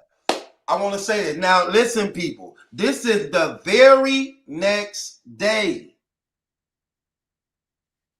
Kiera was raped on the, what, 16th? 16th or 17th? The 17th. Kiera was raped on the 17th. And Karen Hill is going to be allegedly raped the very next day on the 18th. The reason why this is so important, because let's go back to the redemption blog. According to Unbias in the redemption blog, when was he arrested, Jules? the very next day after the Kiera Simeon part of the party, after the party, the day after the party, Right. So where the he very next, where he allegedly had sex with Kiera Simeon. right. In the redemption blog, he clearly says meeting Kiera was the worst day of his life. Because the very next day after that, early in the morning, the police hit his house, asked for his ID. He showed them their ID, his ID. The woman saw his ID and said, turn around, you're being arrested for rape. And he went to jail that very next day. That's what he say in the redemption blog that he took down, that he will not put up no more because we have the documents that goes against him. Right here, what's so important about that, why would he leave? Why would he say that to us? Because we didn't have the paperwork. Right here, the very next day, this is Karen Hill, said to be also raped by him. The very next day, same SUV description, partial other plates also, that was given in the Kiera rape that just had happened last night. So in the redemption blog, he went to jail that next morning. But he knew the police came to see him on the 19th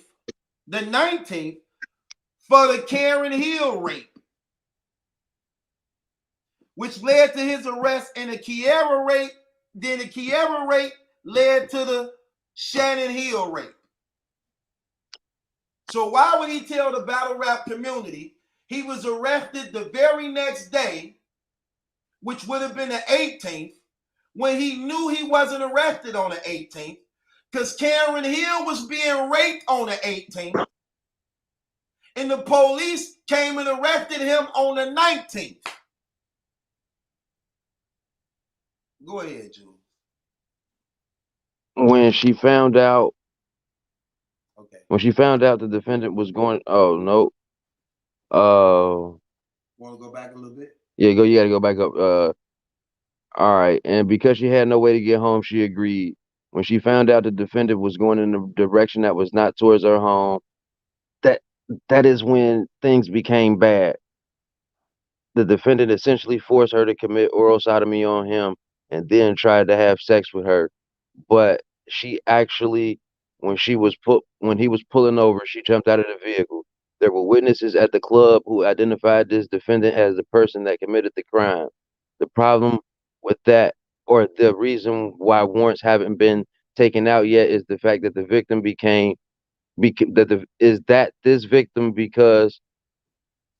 of her intoxication, she could not make an identification because of her inebriated state. And so, for the reasons is my understanding why the detective is waiting for the sexual assault case to come back, because of her inability, because of her intoxication. But there are other witnesses that absolutely did identify or positively identified this defendant who committed the crime against her. Again, she. Wait. Let's go back to that. So the DA saying there are other witnesses that absolutely did identify or positively identified this defendant who committed the crime against her. Okay, so this is what's going on. Karen Hill was intoxicated leaving the club. Allegedly, Unbias pulled up on her. Allegedly, he pulled up on her, offer her a ride. She say, "Nah, I'm good." He tells her he's a Uber driver. No, He get rides for money. Truth. No. You got that wrong. It's she was at the club with her friends. She got too drunk. She found that her friends left her. Chris Unbias pulls up and offers her a ride. Wait, She it tells said him her she has. friends left her? Yes, she said her friends had left her. Yes, she said she had no way to get home. That was, and she told him that she had no way to pay for the ride. Okay, hold on. We right here. Okay, there you go. Right See, here. who indicated she was on Glendale at the club? She was with her friends, and they left her. So she Okay, was absolutely inebriated outside of the club, in which a male in a black SUV, just as the day before described with the other victim, said that he would give her a ride. And because she had no way to get home, she agreed. Okay, so what did I say? She was in the car, and No, you said he pulled up on her and offered her a ride, and she turned him down. Actually, that is true, because here's the thing. It's in another document actually stated that way. So I'm reading the other document. The other document clearly said, because this don't even say that he told her, I'm an Uber driver. I do rides for money. This don't even say that. So it's in the other documents, actually. It might even be in this document later on down the line. Okay, that could be. Yeah, I thought I remember. I thought I remember her I thought I remember reading her saying that she didn't have a way to pay for the ride. Right, that's what I'm saying, and that's exactly what I'm talking about. Yeah, So yeah. It may be. Now you get it, because that's what he did. Because remember, it was saying, she said he pulled up on her, said, "Hey, you need a ride?" She said, "Nah, I'm good." He said, "I do rides. I do rides for money." She said, "I ain't have no money." He said, "That's okay." Remember? Mm-hmm. So, but I don't remember her turning it down. I just remember her saying she didn't have no money to pay for a ride. She turned it down at first. I don't remember that part, but I do remember her saying she didn't have no money to pay for the ride. She turned it down at first because she didn't know who he was. He was a stranger. When he told her he was an Uber driver that give rides for money, then she was convinced by that. You get what I'm saying? But she said she didn't have the money to pay for the ride. And he was like, "Okay, that's cool. Like, I'm gonna look out for you anyway, because you intoxicated." You get what I'm saying? Yeah. So I apologize, y'all, but that is in the documents, y'all. I'm not making nothing up. That is in the documents, and I'm gonna have to show it too, because I said it. We just reading different documents right now, because I seen a lot of the paperwork, so I apologize for that. But we not making up nothing. Where we at, Jules? All right. The problem with that was that the reason why the warrants haven't been taken out yet is that the victim, because of her intoxication, she could not make an identification because of her inebriated state. And so for those reasons, it is my understanding why the detective is waiting for the sexual assault kits to come back, because of her inability, because of her intoxication. But there are other witnesses that absolutely did identify or positively identify this defendant who committed the crime against her. Okay, right there, because this is very important. Let me say this, because this is very important. So we talking about the Karen Hill. Now, Karen Hill saying she was assaulted by him, but she was so intoxicated she couldn't make an identification. Although witnesses, according to them, positively identified the defendant. So they positively identified that's that car she was in, and because they saw her when she jumped out of the car, witnesses saw her and saw what had happened. So this what the DA is talking about. Okay, so this why he was in charge. Because even though witnesses saw the car, but she couldn't make an identification of him personally. So now they would so at this time, while this argument going on, they waiting for the results of the kits to come back in that. Now, I don't really know how DNA go, Because remember, Jules, see, this is another thing they ain't touch on. The graphic details of Karen. So that's how we know what we were just talking about earlier is in the mother document, because it didn't even touch on she gave him head. You know what I'm That's saying? it. But that's how they said it was. They didn't say, they said it didn't get no further because she jumped out the car when he was slowing down. Right, but remember, but hold on, but in this document, it's not getting into the graphic details like the other one did. Like, Yeah, I remember. I know what you're talking about. yeah. It might even be in It's here. gonna be. It's in this one. It's in this one. Oh, it's It's in this further one. down. Yeah, it's just in this one. Okay. Again, she immediately outcried and called the police when this occurred. She did have a severe laceration, but could not indicate where it occurred during the assault of her. After this July hearing, the GBI came back with our first case's GBI results. His DNA was put in the coded system, and since Judge Ross heard the case initially, this is that is when the CODIS hit came back to this defendant from the 2015 case. Okay, right there. So wait. I just want to let people know. So they had his DNA. They ran it through the CODIS system. Code breaking codes because you're trying to figure out something. So they ran it through the CODIS system. Okay. So they now they got Unbias. They got his DNA. So they ran it through the system, and the DA came and the DNA came back. Like, hold on. CODIS is actually an anonym for something, but it stands for something to identify. I did something identification, but Right. CODIS is actually an Right, because anonym for something. you're trying to figure out an identification. You're breaking the code to try to figure out a matchup to this DNA thing. So they run his DNA through the CODIS system, only for it to come back also a positive hit from a 2015 case, giving it a match, which lead to Sharon. Go ahead, Jules. Okay. Oh man, going fast. Hold on. Right there. Verse 10. The victim in that case is for the victim in that case, and for its what there are current warrants pending now, and I agree that it's been over 90 days, so he is entitled to a bond on that case. There was a brief pause in the proceedings. The court, sorry, Ms. Romanowski, go ahead, Ms. Romanowski.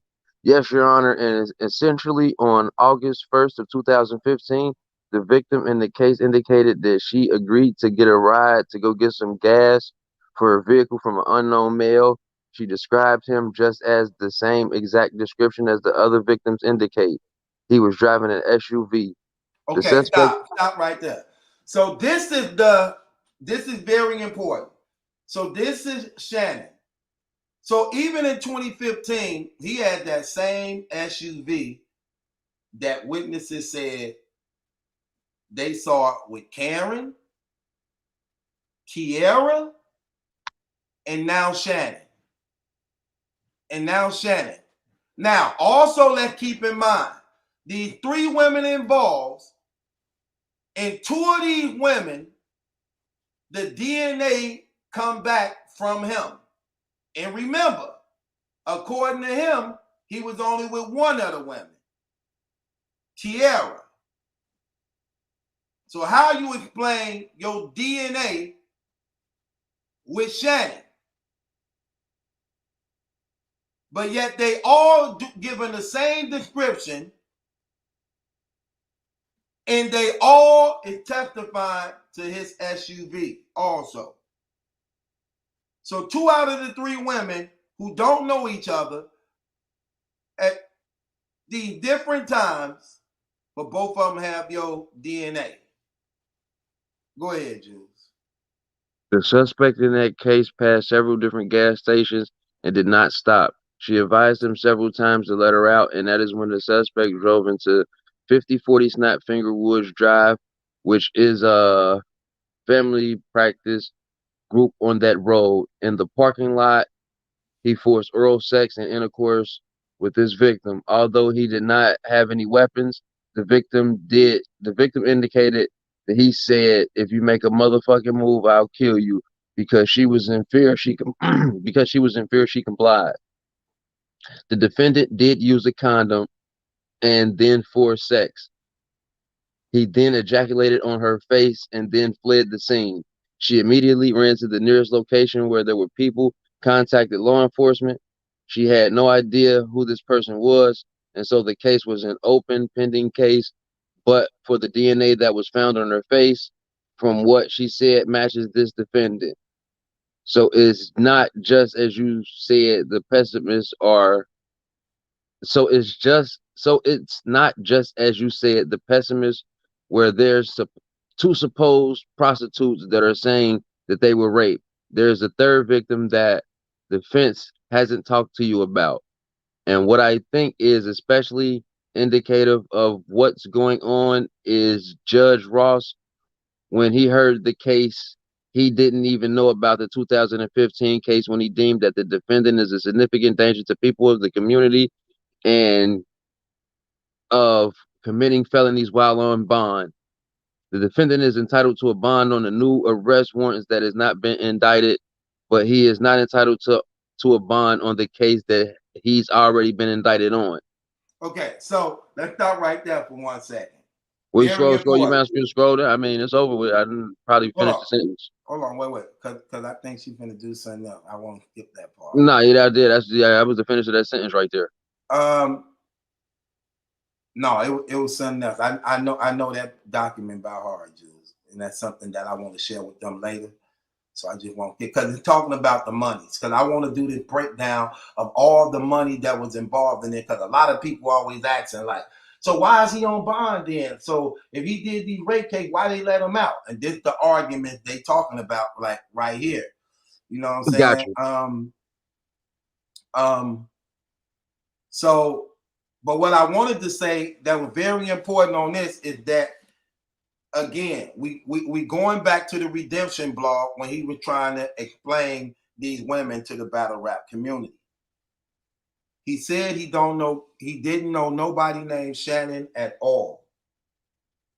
We just see that Shannon was the woman that he, well, could we say allegedly, if the DNA came back, his?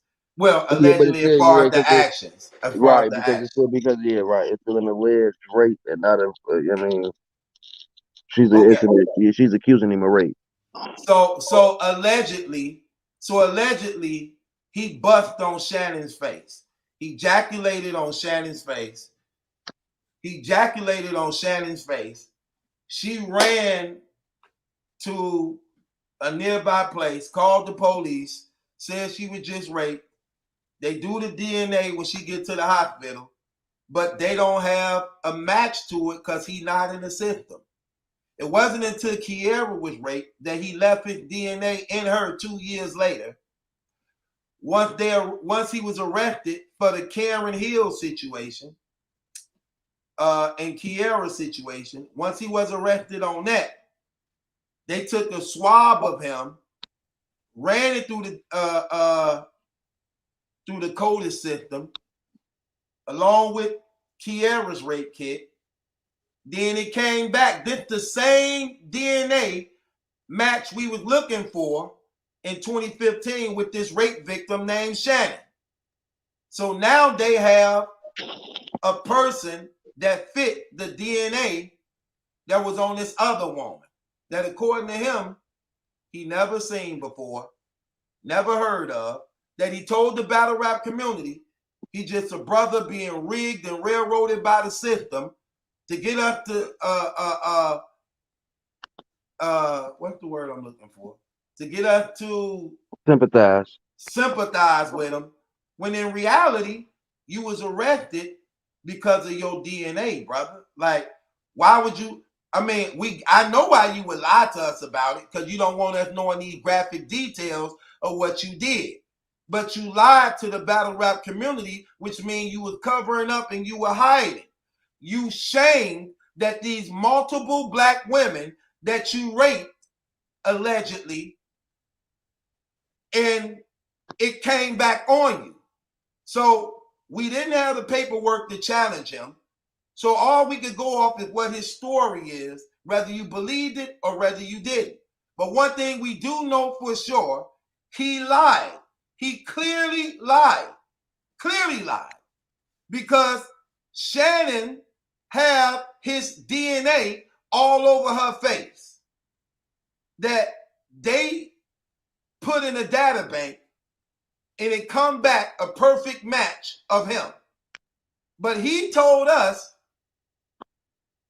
he never seen her, he don't know her, he never touched her, and that they arrested him on some bogus charges of just having a description of an SUV car.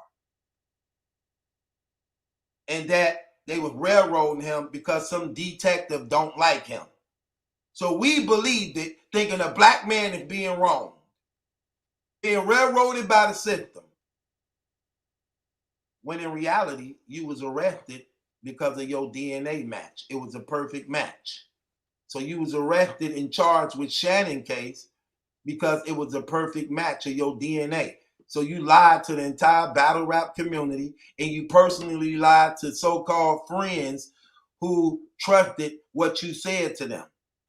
From Sway Seba to Hitman Holla to Jazz the Rapper to Goods to Mickey Fax to ARP to Norbs. When in reality, you were charged because your DNA was on them women. You bust inside of Kiera, and from you busting inside of her, that DNA linked you to the rape of Shannon Smith, and they was looking for you 2 years because they didn't have an identity to the DNA. They didn't have an identity to the DNA. You a dirty dude, man. That's a dirty dude, man. You lied. So you clearly lied to the battle rap community. Why should anybody believe you innocent of any of this? It don't even line up with what you're saying. I want to also find them document things when it actually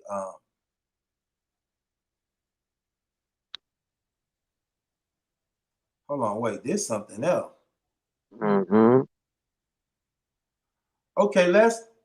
Okay, hold on. Okay, go to verse 8, Jude. Let's read verse 8 on down. So there's got to be another reason why they're not indicting that case, and I'll provide the court with what I believe the reason is, because it is factually impossible. The night after the June 17th incident, Mr. Gunsby was returning home. He had a flat tire. It turns out it was not just a flat tire, it was a rim that was also broken. His car was towed back to his house that night after the first incident.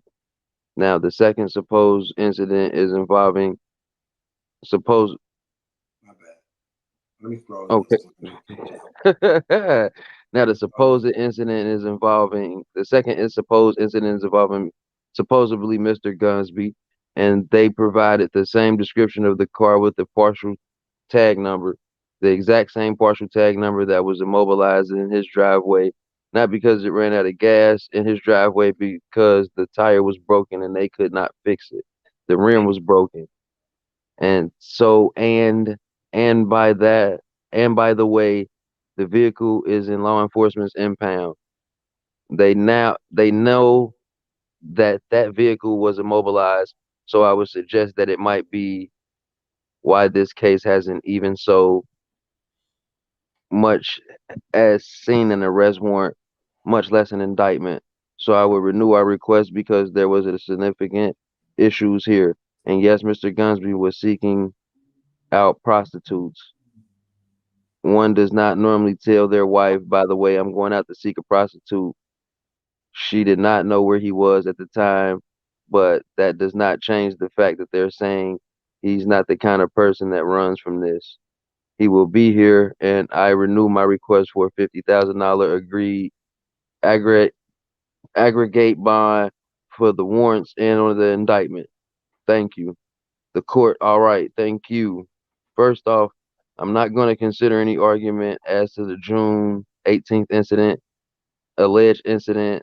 However, hearing everything else I've heard, I'm going to set as to the warrant. I understand 90 days has been passed without an indictment, and therefore Mr. Gunsby must be given a bond in those cases.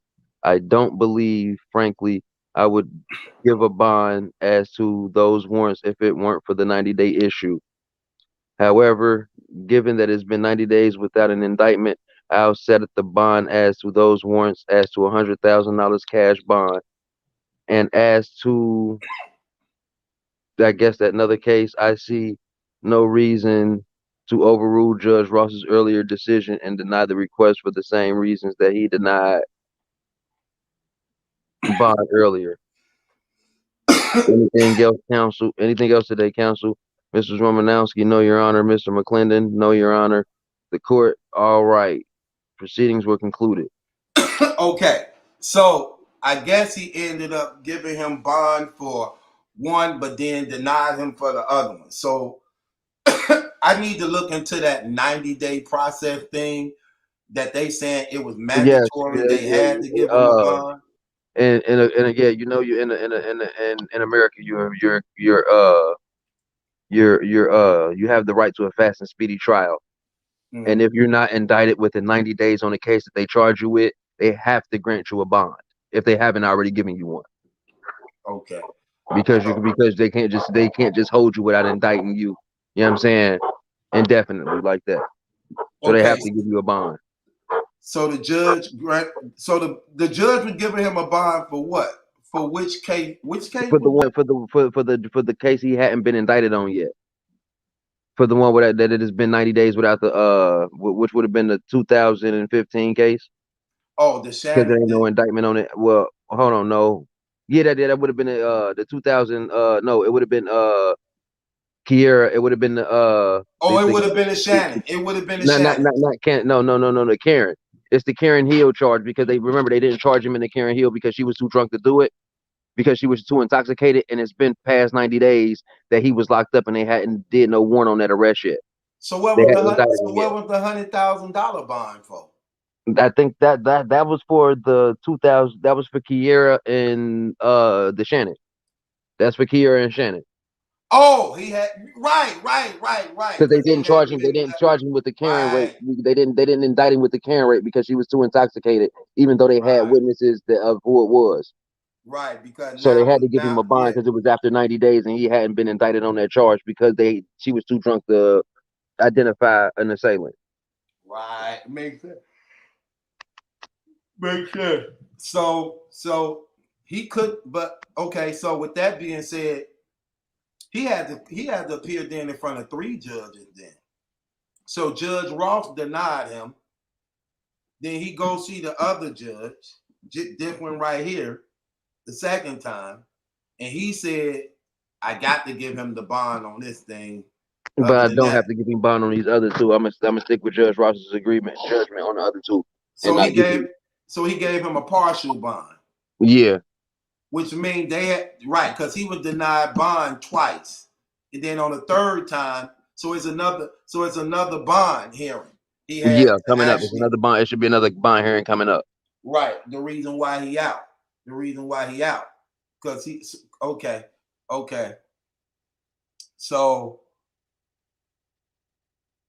that right there just, that said a lot. That said a whole lot. So matter of fact, that's what that was. They granted him $100,000 bond on the Karen charge and denied him bond on the other 2 charges. Because they had to give him a bond on the Karen charge, so they gave him $100,000 bond on the Karen, and the other 2 they said no. Right. Okay, so that's crazy. One thing we do know, and like I said, we got a lot of paperwork, but we just wanted to break down those. Matter of fact, I got to show that other thing. Where is that at? Where is that at? Hold on. Yeah, I gotta look into this other document. I gotta look into this other documentation so I can find that other thing that we were talking about that didn't come up. Oh, I think I know what it's at too. It ain't right. so that people could know we wasn't making up that other document. Let me see. The Karen Hill story. No, I'm talking about when it said she turned down the ride at first. Yeah, that's what I'm saying. The Karen Hill story. It was called the Karen Hill story. No, I'm saying that's who it was. That's who the rape was against. It was against Karen Hill. Right. I know that. But that was her story. That was part of it. Yeah, it's got to be part of her story. Yeah. Hold on, this might be okay. This might be the thing I'm looking for.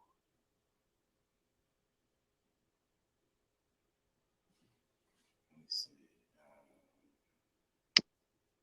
There's some of this stuff.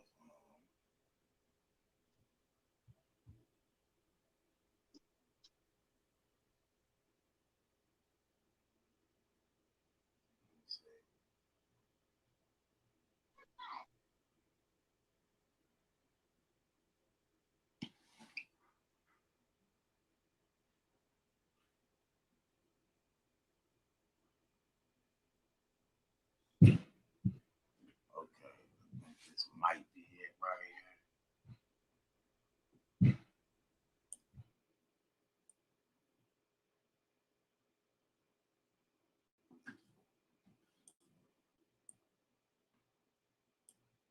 Come on, man, you tripping.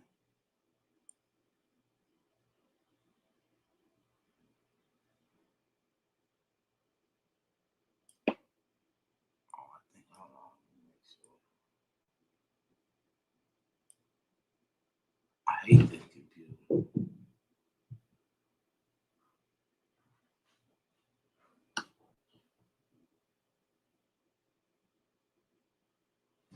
So anyway, just so y'all can know why I'm looking through these documents.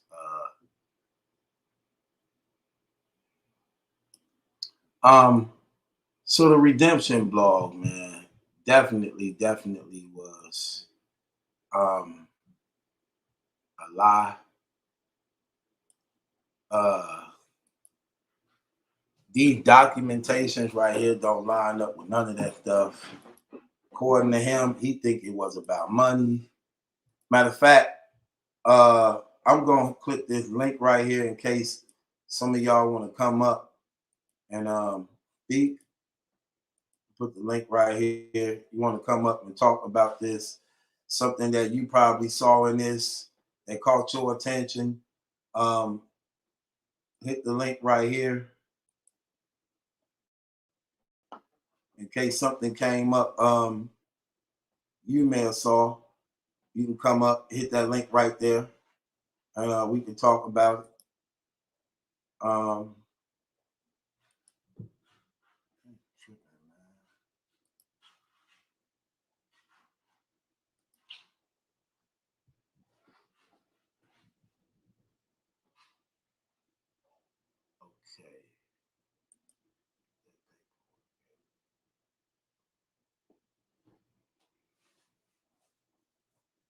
Now it's trying to freeze up. Like, come on, man.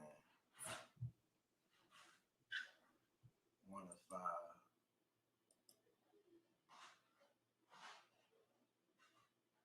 Jules. Yeah. Okay, I just want to make sure I can hear you. Okay. Okay. I'm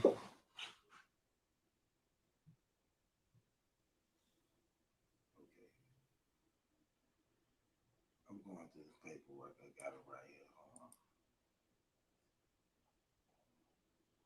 I put that link in for the people. I just want to make sure it popped up. Okay, there you go. Okay. So guys, on the link right there. If anybody want to call up, y'all want to talk about it. You know what I'm saying?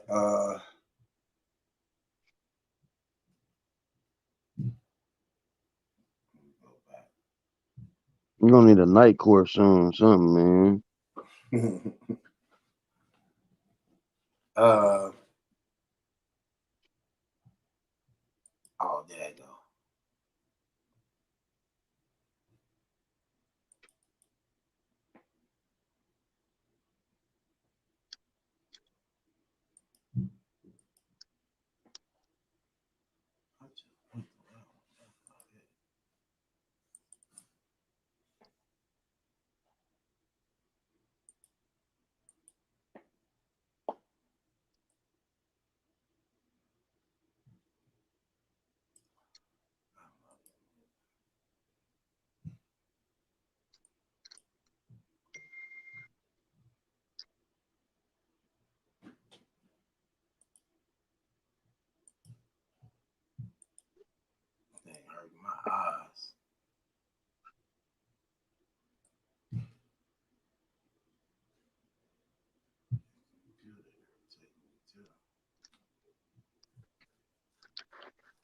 Come on, DA, where you at, man? I'm trying to find it.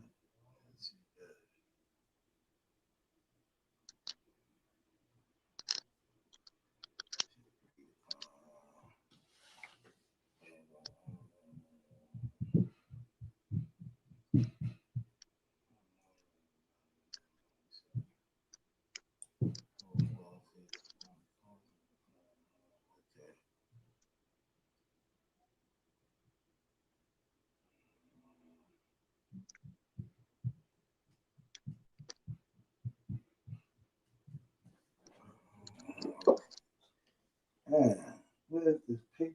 Where's this thing?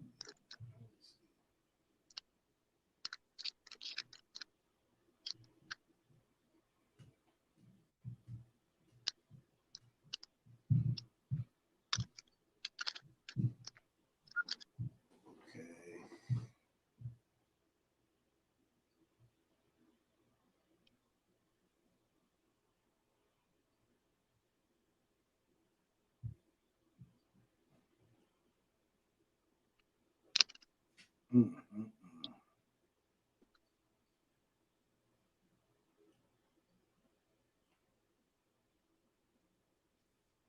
Dang.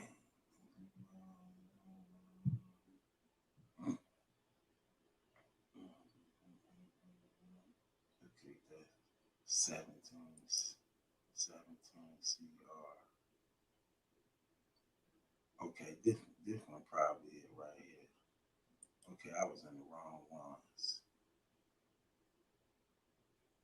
8, something like that. This one. 17. Okay, I got it. Boy, man. Okay, I got it. Okay. Now, where's it at? Pop, pop, pop, pop. Yep, I got it. It's a lot of paperwork, man. A lot of paperwork. Okay. Okay, here go the paperwork thing we were looking for.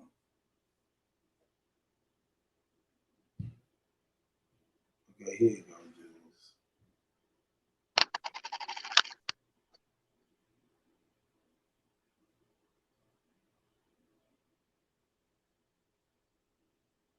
Okay, here you go. Okay, yeah, we got, okay. Here you go, right here, Jules. Found it. Found it.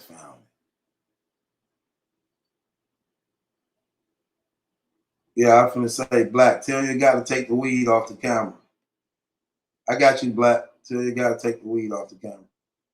Unless you just click your other one, Black. Yeah, click the or take the picture off, however you want to do it. My fault, yo. It's okay. You outside? Yeah, I'm in the backyard, man. Okay, Yeah, shout out to Battle Truth, Gavel Gang. Listen, man, shout out to Jules Gaming Lounge. Y'all already know, man. Listen, y'all exposing some stuff like beyond what y'all did already. Yo, oh man, he done. He done, yo. I just want to scream. Okay, let's talk about it because you a smart brother. So Now what? I was just screaming. Let's keep. You saw the redemption blog, right? That's a fact. And for those looking for the link, I got it. It's on it's on Reddit. we I was gonna say it ain't on YouTube no more. No, it's not on YouTube. It was on. See, he like you screen. You exposed this too. He thought he had deleted it or like put it to private, whatever. All he did was placed it unlisted. But by then somebody had already like copied everything. You know what I'm screaming? Reddit. It was on Reddit. That's why I found it at one time for you. Oh, so the redemption blog is actually on. Yo, it's still out there, yo. It's still out there. Now, again, unless he made it now, unless he corrected it, because when he did it, it was like he came fresh out and you know what I'm screaming, he didn't know what he's doing. But unless somebody screamed at him and all that, it's still up. Even then, you know what I'm screaming, people still got it because that link was exposed on Reddit, man. Somebody took it to Reddit and it was still there. Like when we couldn't find it at first, at one point, like we thought it was like missing or whatever. It was just unlisted, yo. It was still available. We just didn't know where to go. You know what I'm screaming? And it was on Reddit. Oh, okay. So no, in the redemption blog, and just so people can know, because remember me, Jules, where you at? I'm ready. Okay. Yo, I can't smoke on. I ain't gonna smoke. All right, I'm gonna cam down. Click your thing. I'm gonna cam down. I got you. Okay, Jules. Yeah. Okay, so y'all, here we go right here. So remember I was telling y'all it's it's a lot of documents. So we were telling the same story, but some of them just got more details in it than other one. Remember I was telling you, look, okay, this is what they're talking about in the Karen Hill situation. They say the very next day after the Kiara rape, or should I say that very next night, another female was leaving the club. She had been intoxicated and did not believe she could drive. She could not find her friends, at which point a male with the exact same description as the defendant was in the same exact description as the vehicle of the day before, a black SUV, essentially came up upon her, stated that he gives rides and he can give her a ride. She indicated that she did not have the money for it, at which point he said, that's fine. So hear me out. When y'all screamed earlier or something about like the girl screamed, I got an Uber Lyft or a Lyft. I'm sorry, an Uber ride or a Lyft for you. Like that wasn't like authentic. It wasn't authenticated or verified. When he showed up, he like, I'll be your, or somebody said he'll be your ride. Like it wasn't. Hold on. Which one? What you talking about? I'm trying to see which one. So the statement you just screamed about, you were screaming that like she's the woman stated like she needed a ride or something like that. It seemed like he was outside the club casing the joint, just there exactly, and that's looking for women, vulnerable women, because it's a club. And then he just volunteered himself as an Uber driver or as a Lyft driver, right? Yeah, he pulled up on her because he sees she was intoxicated, probably. Pull up on her. Now, word. That's all I want to know. Yeah. Then he asking like, "Hey, you need a ride?" KLG, like, what the word be? No, I'm good. What's up, man? You get what I'm saying? And now, word. I hear you. I was just getting some clarity on that. But this whole thing I'm talking about. So in the redemption blog, he said he was they were framing him. They were just putting rapes on him because he fit a description. But the y'all killed that earlier. Yeah, y'all killed that earlier. But this what we said. But this what I'm saying. You remember that part in the redemption blog, right? Fact. Yeah, so he was trying to make it seem as though he was being railroaded. It was the white, the system. But he had bust on that lady face the whole time. Right. The whole his DNA was there the whole time. But listen, it's a wild story, yo. You gotta hear this. Yeah, he busted on her face, yo. Yeah, but listen to this. He may not know who she is because he's just picked her up. So while he might say, yeah, I don't know that girl because it's just another victim, like he didn't get her name or nothing. He didn't steal a phone. He didn't put it in the attic. He raped her. Yeah. I mean, what we got here is somebody who is just going on for the vulnerable people. He's a predator. He's going. This is what I think his burner phone in the closet is. If you got people who are working the street, and you're a driver, there's drivers for specific escorts that do the job of taking them from appointment to appointment, wait out in the parking lot, and then take them to the next appointment. Right? So Chris Unbias, this girl who originally called to say, I need a ride. Dude said, I can't do it right. Let me give you my man, because he also drives prostitutes. No, come to find out, that was a female. From what we just found out, Okay. that was actually a girlfriend of hers. She called. All right. You know, Okay. get her a ride, and her friend was like, "I got a guy you can call," and gave her his Right. information. But is that a prostitute though? Because that prostitute could be sharing her driver that she used before. Like Chris was working as driving the prostitutes back and forth. Do you know what I mean? Let's make sure we saying allegedly. Allegedly, of course. Because everything. Definitely, allegedly. Allegedly. He haven't been convicted yet. So we seeing the judge granted him $100,000 bond. So that just go to show you some ideas of the money that he got working with him behind him, which again makes him even look worse when he trying to tell us that these were the prostitutes who's mad that he didn't pay them. So you got all this money. Really, how much do it cost to turn a trick on Backpage? Like, why wouldn't you pay them they little $100? Like, come on. Well, I mean, that depends how crazy you really think he is. Because if he's a sociopath, then he's in it just for the power of taking over this girl, humiliating her, and then leaving her out into the dust to deal with it for whatever. Okay, KOG, I hear you. Okay, go ahead, finish your sentence because I want to say something to you. Oh, go ahead. No, because I was going to say, I agree with you on that, but this is the thing that bothers me the most. Like his lawyers and them trying to argue, this was just him having sex with women. They got mad. He didn't pay them for their services, and they were vindictive and decided to charge rape. Yes. Okay, here's my thing though. Here's my thing where I just don't get. They're in the state of Atlanta City, prostitute stripping headquarters. Yeah. You going up in them without condoms, and they're not getting their money up front. But they supposed to be professional prostitutes who selling themselves on Backpage as a profession. That makes no sense to me at all. Right, and you're right. For most like higher end, that's the procedure. But the thing with Backpage and with what this guy is doing is he's looking specifically, allegedly, for victims that are willing to do things that most people wouldn't do.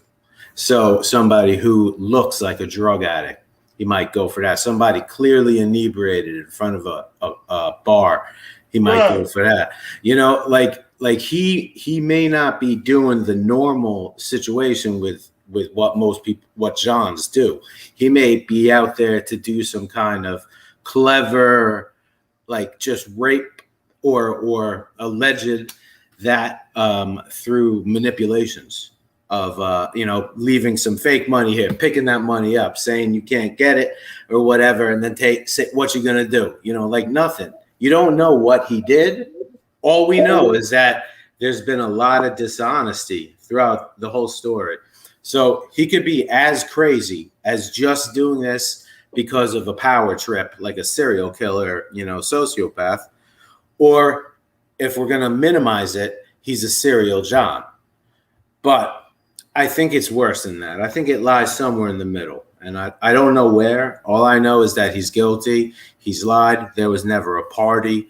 There was never any strippers involved in any of this. Right. I'm glad you hit on that because his lawyer clearly addressed that. None of that showed up in the documents. And that's why it makes a lot of sense. You would figure his story, because his whole redemption blog was surrounded around a big old party that he threw, and he needed some dancers. So he go on Backpage to get the dancers. The girl started liking him. They had sex. She set up the party with him.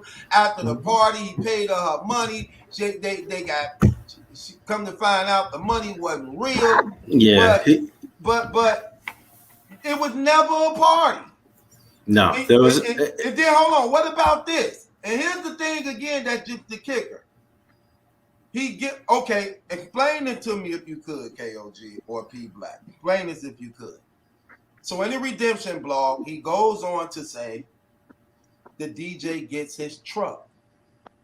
So he trying to disassociate himself with his truck or this SUV that's raping these women.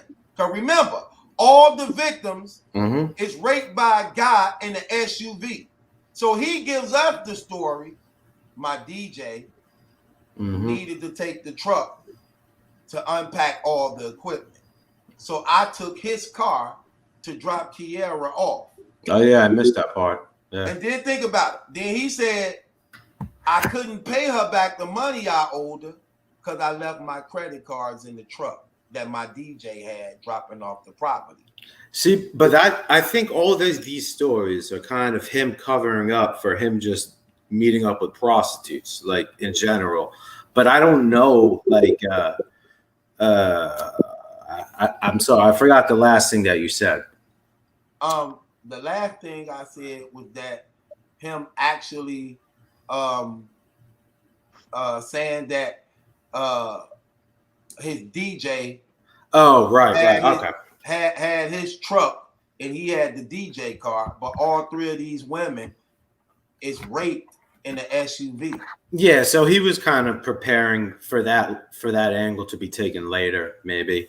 But he's somebody who doesn't realize that what he's saying is obviously a lie. He just doesn't think anything is bad is going to happen to him. The people put no thought into it, yo. Yeah. But I don't know, man. I'm glad you guys did this. I just wanted to keep it brief because I come out. KOG, you acting like you scream dead like it's over, nigga. The paperwork is coming out, nigga. It's more shit. I know. I know. There's more. I'm sorry, it's a whole lot. It's a whole lot of paperwork. I know. There's a lot more. Come, yo. This ain't over, yo. This ain't over, yo. I just kind of want to be careful with what I'm saying because I don't want to paint somebody in a negative light that may come out differently as more paperwork comes out. But from how it looks like at this point, he looks like a sociopath, serial predator, rapist who has like a job of he tries to either drive these working girls around or he goes to the bars when they're closing and tries to pick up some drunk girl. You know, he's just looking for vulnerable populations that he could take advantage of, and they don't have much support. So that's what I think is going on. Y'all brought up a good thing earlier with the age thing, so far as him being like 40 plus or whatever, where y'all scream that it's not something he just stepped off. Jules screamed that where he just stepped off the porch and started doing this. He been doing it. My extent to that, right? My contribution to that is like, yeah, you know, he probably did it and didn't get caught at the time. Oh yeah. But now he's getting caught. Yeah. Y'all was on point with that. So KOG, what's the chances of so all these rape cases now he got on these three different women. He called at the age of 40. He's 48 now. Right. So he called all these. So what's the chances of this actually just being something he just started doing at the age of 40? As soon as I heard this story, I had like a lot of clients who had similar issues where they were addicted to what they called hobbyists. The hobbyists were people who would go out and deal with different streetwalkers on a regular basis. They have their own message boards. It's like a little community of people. Very creepy little subculture. But anyway, he's addicted to it. He's involved in all that. He knows where they're at because he not only did they say that he was on Backpage, he was on Craigslist. The people who were on Craigslist were really, really, really like drugged out. Like people would do anything. So the people on that who were avoiding backlist and not being able to hide, that was just like the lowest of the low independent workers, just straight up crackheads. And that's who he was targeting in the courts.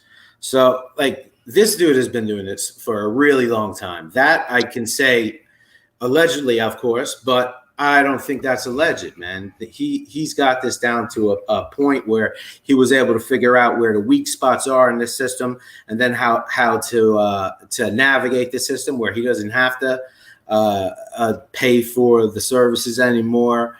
He's now taking advantage of these women. He's got like mad issues towards women. I don't know what his deal is, but man, it's creepy, and where we're going is exactly where I think we're going, and that he's a sociopathic serial rapist, allegedly. Okay, now, while we there, KOG and Black, because a lot of people was asking, okay, so if he raped these 3 women, why is he on bond? Why is he on bond? Now, we just saw one judge denied him. Then in this other paperwork, we just said, now the judge like partially denied him, but gave him a bond for the other one. It was a technicality, because what happens is after 90 days, if you can't get the thing situated, then he is eligible for the bond. But if you saw what the judge said, normally I would not issue a bond for this person considering his history. Right. But because of this, he is legally eligible to a bond because it did not pass that 90-day period for a speedy trial, like you mentioned earlier. So on a technicality is how he got off on bond. Right, because he actually was denied twice, and on the 3rd time up, I think he stood before 3 different judges. Yeah, and that judge who did provide that one bond opportunity said no to the other 2 bonds. So yes, he said he said so he did 2 years in the county. Then they let him out on bond where he had to do another year house arrest while awaiting trial during the COVID situation to the courts start back up and they get everything situated and things like that. Yeah. So he's saying things like, we know that he actually trying to make it seem as though we know he not that type of person to do these type of things. That's what he actually released basically today, saying like, Maliki know that this was a money thing. Nigga, I don't even know you. What do you mean I know that it was a money thing? The paperwork showed me this wasn't a money thing because you got money. Yeah, according to him, he got money. Look, he owned his own cleaning services. He got SUVs sitting on 20-some-inch rims. He got these Mother Goose house with all these 3-story, brick-story houses and property. He's showing all these. Look, he's obviously bonded out for over 100,000 in cash. Well, that's why I mean he's not a typical John, because he's in this to kind of steal sex instead of just paying for like a typical John. He's in this to humiliate the woman to the most degrading level possible. Use her for sex, not pay her for it, and then kick her out the freaking car in the dirt, and then leave. So okay. Allegedly. Wait. Hold on. Let's go back. Let's go back to this because this dude stand out. This dude stand out a lot. Can I say something real quick before y'all get into it? Go ahead. Sure. I just want to say that 9 out of 10 times rape has nothing to do with sex. I agree. Okay, it's more give us the breakdown. Yeah, give us the breakdown on that, because you know we got to simplify things for some of these people. And in most rape cases, it's not about the sex. It's more about the dominance over another person. Yeah, it's more about control. It's not about. Go ahead. It's mainly not about, say, they do when they do profiles of people. You know what I'm saying?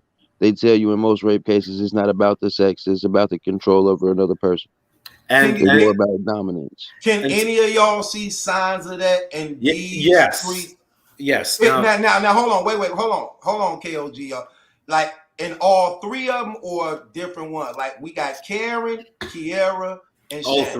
All three. Okay. Go ahead. Okay, to continue on with what Jules was saying.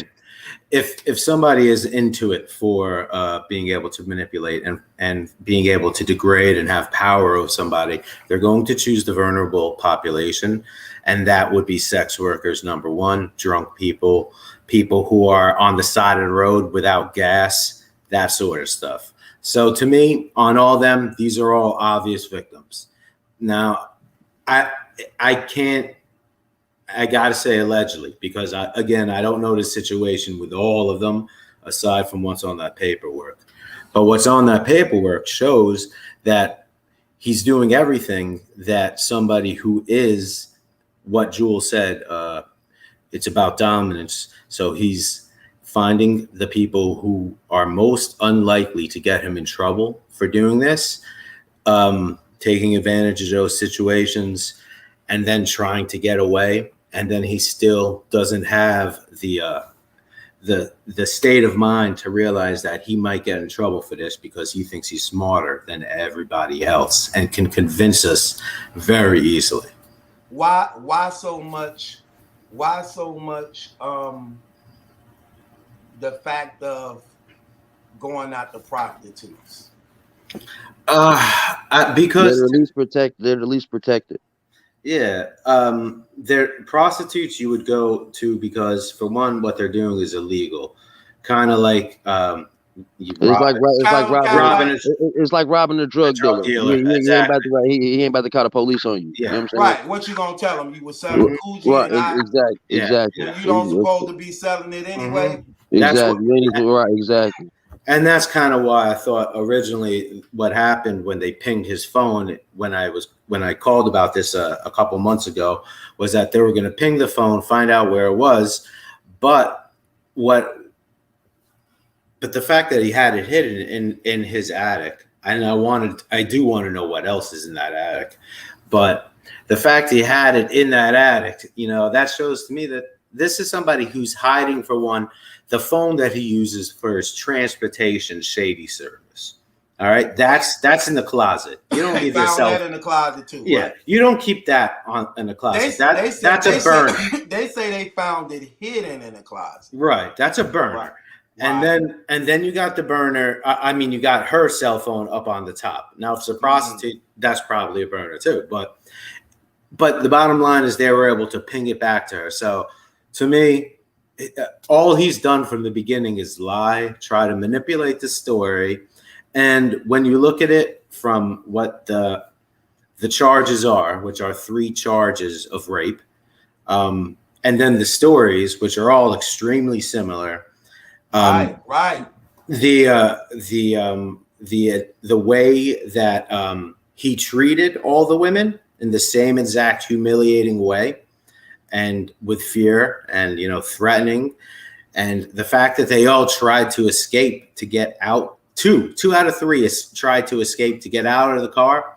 This is something that he's done over and over and over and over again.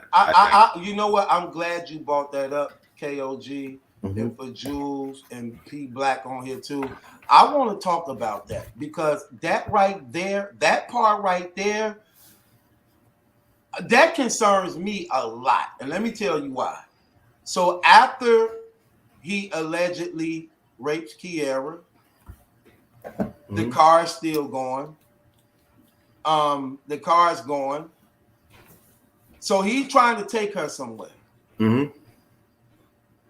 After he allegedly do the thing, force Karen Hill to give him head, then he's trying to take her somewhere too.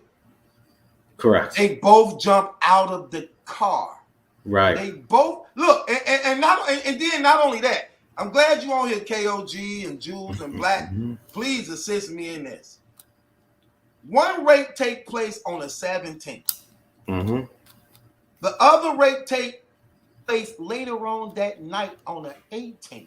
Like back to back. Like no, like I just raped the girl yesterday. Let me chill for a minute or see what's going on to make sure that they don't got no. But right back at it, not even 24 hours later. Yeah, I can only guess why, and I don't know, but to me, it sounds like there's some kind of mania or some kind of meth or some kind of drug binge that he's on in that hour where he's, delusional and feels like he can't be harmed. I mean, he's taking all these crazy high risk, things in general, from the prosty on to what he's doing with them, to the knocking out and then driving away and pretending to be driving. Like, it's all really high risk behavior for a well-off guy. He should not be doing this. So I think there's definitely something wrong in his psyche. I don't know exactly what it is, but I know that he's a dangerous person when he gets into these zones. So that's all I could say, allegedly, if what we're reading on the paper is real. And I personally do feel like it is. Because let's keep in mind, 2 of these victims jumps out of the car and is seen by witnesses jumping out of the car while it's moving each time. So go ahead. And how does that not get like any kind of court recognition that, okay, the girl was drunk? Is she drunk tomorrow? What happened? Does she have a memory? Like, does that even count? And then we can't talk about the 4 other people that saw this dude kicking her out. Like, why wouldn't that go to court? There's something confusing about that to me. No, he didn't kick her out. They jumped out. Oh, they jumped. Okay, all right. Yeah, they jumped out on their own. Like, he was trying to take them. Oh, right. Okay. She went out because they wanted to go into the back seat, and then she dashed off. Yeah, while he was like trying. And the other one reached in to get her phone, and that's the one that he drove off on. No, that's what he said. Okay, that's what he said. Her story was entirely different. Her story was after he raped her, he, climbed back over into the driver's seat, like start the car up and was finna take her somewhere. And while the car hadn't went in full acceleration, you get what I'm saying? Yeah. She took it upon herself to like try to gather her things and jump out at the same time. He was tugging on her bag, like, you know what I'm saying? He's like, you ain't getting that phone. Get me in trouble with that phone. I'll tell you that much. But again, this raised the awareness to me that I'm concerned about. Like, where were you about to take them after you raped them? Exactly. What happened to the ones that didn't get out of the car? Right. Like, come on. And look, and it seemed like he was, look, you allegedly raped him on the 17th, allegedly raped the other girl on the 18th, not even 24 hours. It's like it was a repetitive, like, it was a spree. It was an R-word spree, which to me makes me think that he's either psychotic at the time, or he's some kind of mania, or he's on some crazy, or he's on a lot of coke, like straight crack coke on a daily basis, no sleep, feeling invincible, or dust. That sometimes does that too. So you went and think about it. So right. Okay, now it's like we could see signs of his character as we listen to what the witnesses is saying. Correct. So Cameron Hill is at the club. So according to witnesses, he's not even in the club with her. No, he's outside the club looking for drunk girls. Right. You get what I'm saying? So you're scoping out the club like, okay. He's looking for the slowest deer in the pack. Right. That's it. Right. Like, okay, she don't seem like she with anybody. And I got a nice truck sitting on rims, and I got the personality of a harmless, innocent guy that's just trying to help. Exactly. You get what I'm saying? Yeah. You're like, hey, you need a ride, sweetheart? You know? Yeah. I mean, because let's just say he probably has like a few strolls. Like, I'm assuming he tries here. If he doesn't see anything over here, he hits the club at closing time, see who comes out, what's that like. If that don't happen, he hits a strip over here, sees, like, he's just a hunter like that. That's how I feel about what it is like. And that's just my instinct. So it's all alleged. But I have dealt with a lot of people like this, and he knocks all them boxes. Right. Right. And then you come to the battle rap community and you giving us this, this brother man being set up by the system and state because the white man, because we in a time where blacks is fighting for police. That's just manipulation, dishonest, trying to play to your emotions so you feel sympathy for him. It's manipulation. That's sociopath. Because he all in a redemption blog, like, I'm in the county, all the police just putting charges on all these brothers. I'm helping them with their law stuff. I'm helping people go home and getting them off their cases. Right. Yeah. He's painted himself to be an angel. He thinks we believe it, but in all reality, you got some really dark stuff going on, and I want to see that attic. I want to see what's in that attic. Yeah. Or like you said, what about the women that didn't get away? Yeah, where is his tubs of oil that he threw into a river? I don't know. Yeah, because that right there concerned me. Like, if them women never jumped out of them cars, like in Kiera, and they say when Kiera jumped out, her shoulder was messed up, her legs, her back, and everything. So this don't sound like turning a trick that went wrong. Like he trying to say, like, no. This was just him trying to do another one of his, forceful R words on another, person who can't do much in retaliation. And the only thing she could do in retaliation is say, he raped me, but I wasn't a prostitute or whatever, and then try to save face and go over there. And see, that's another thing too. Like I'm looking at, like, okay, now, so let's just say, for the sake of, he's saying that he was turning a trick and didn't pay them. Okay, let's say he said that. But for them women to go through all that for $100, because trust me, it ain't costing that much on. No. So they're going to call the police. They're going to let it be known they were prostitutes. They're going to go through all the doctors and them doing these, rape kits on them and police questioning and all this. And that's why I go back to thinking that he's dealing with really low level prostitutes, because the girls who are more professional about it come around with protection. Something like this would not happen if you're dealing with a higher professional level of woman. So I really think he's just kind of, picking and choosing his victims.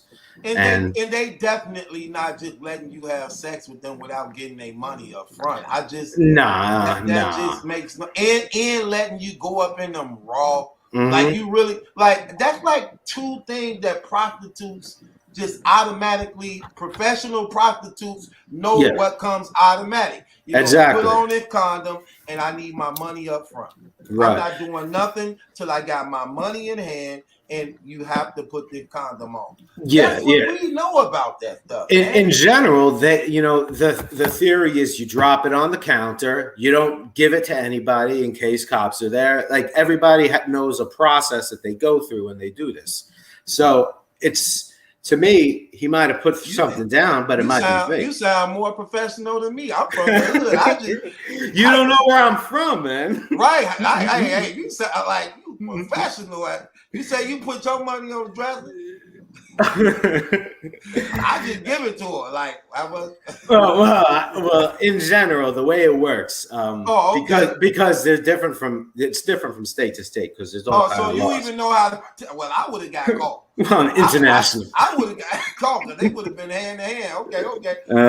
You got experience in this.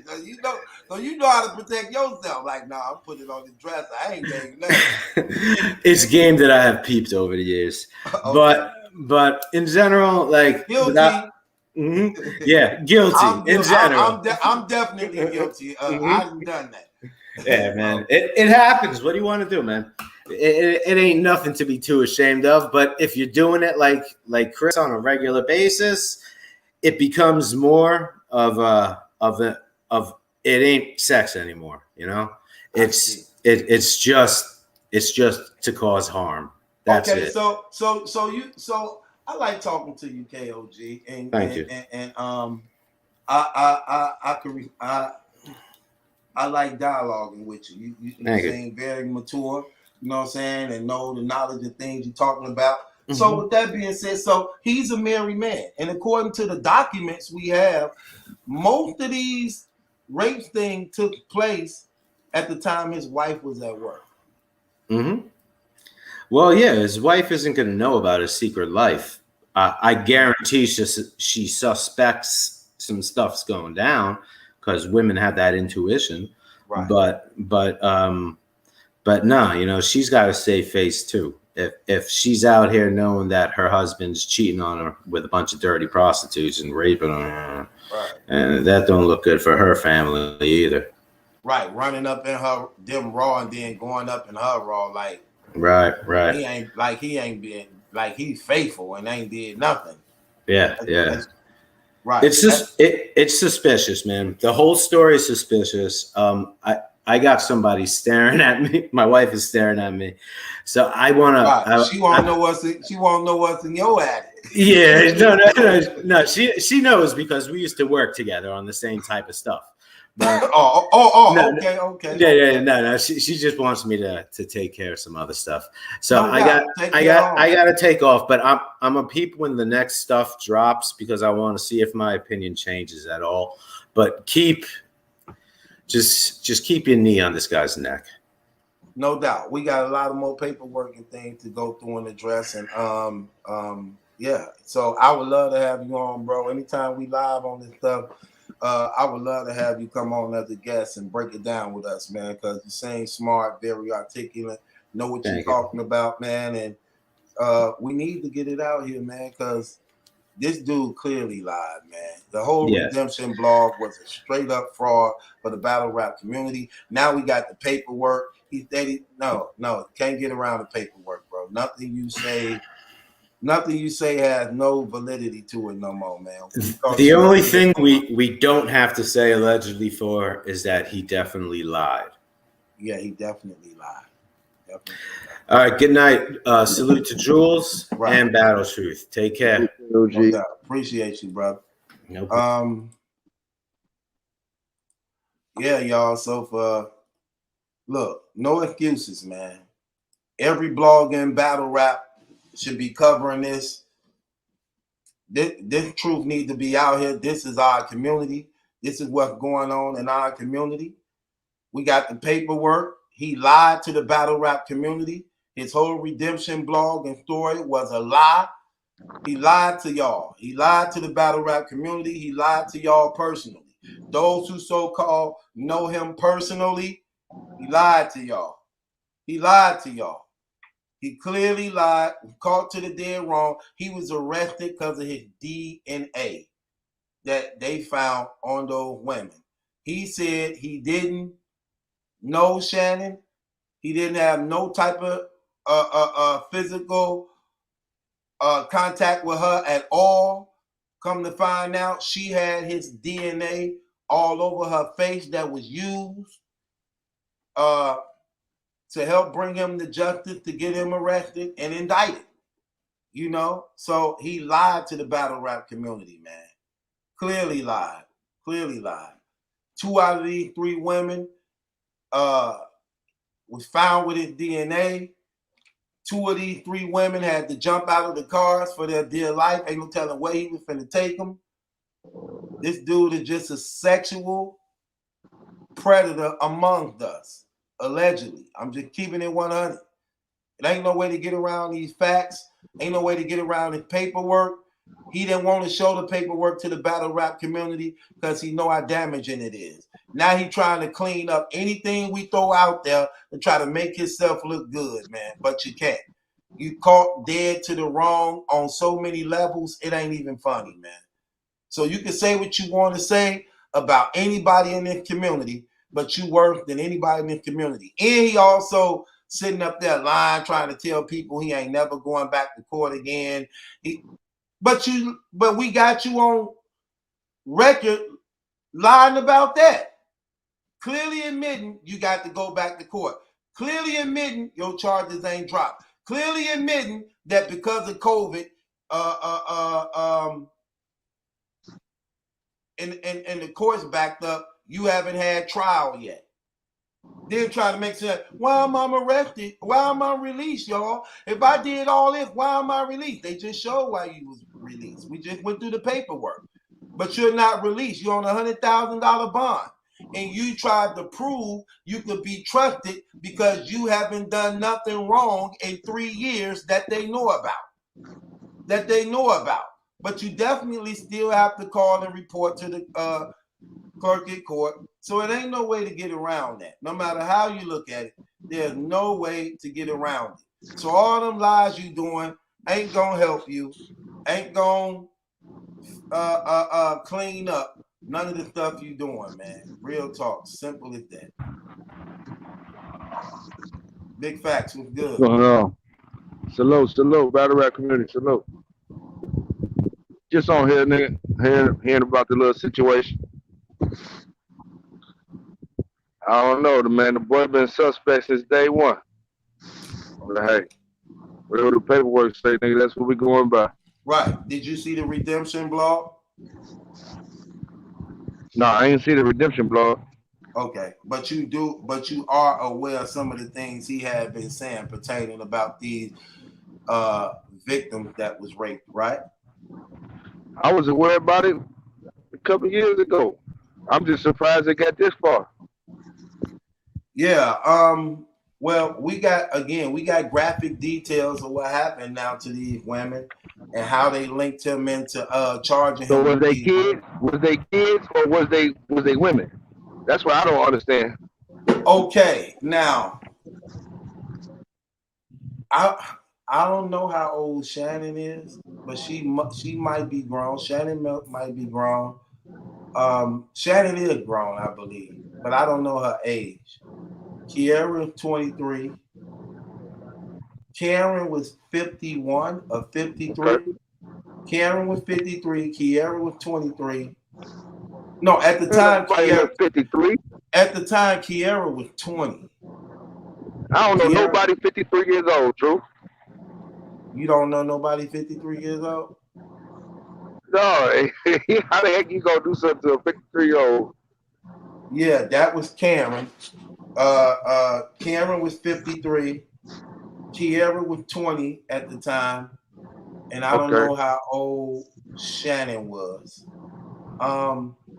There was a fourth victim too, but she couldn't identify who raped her. She was raped from the back, and a bag was thrown over her head. But it happened at the hospital where his mother.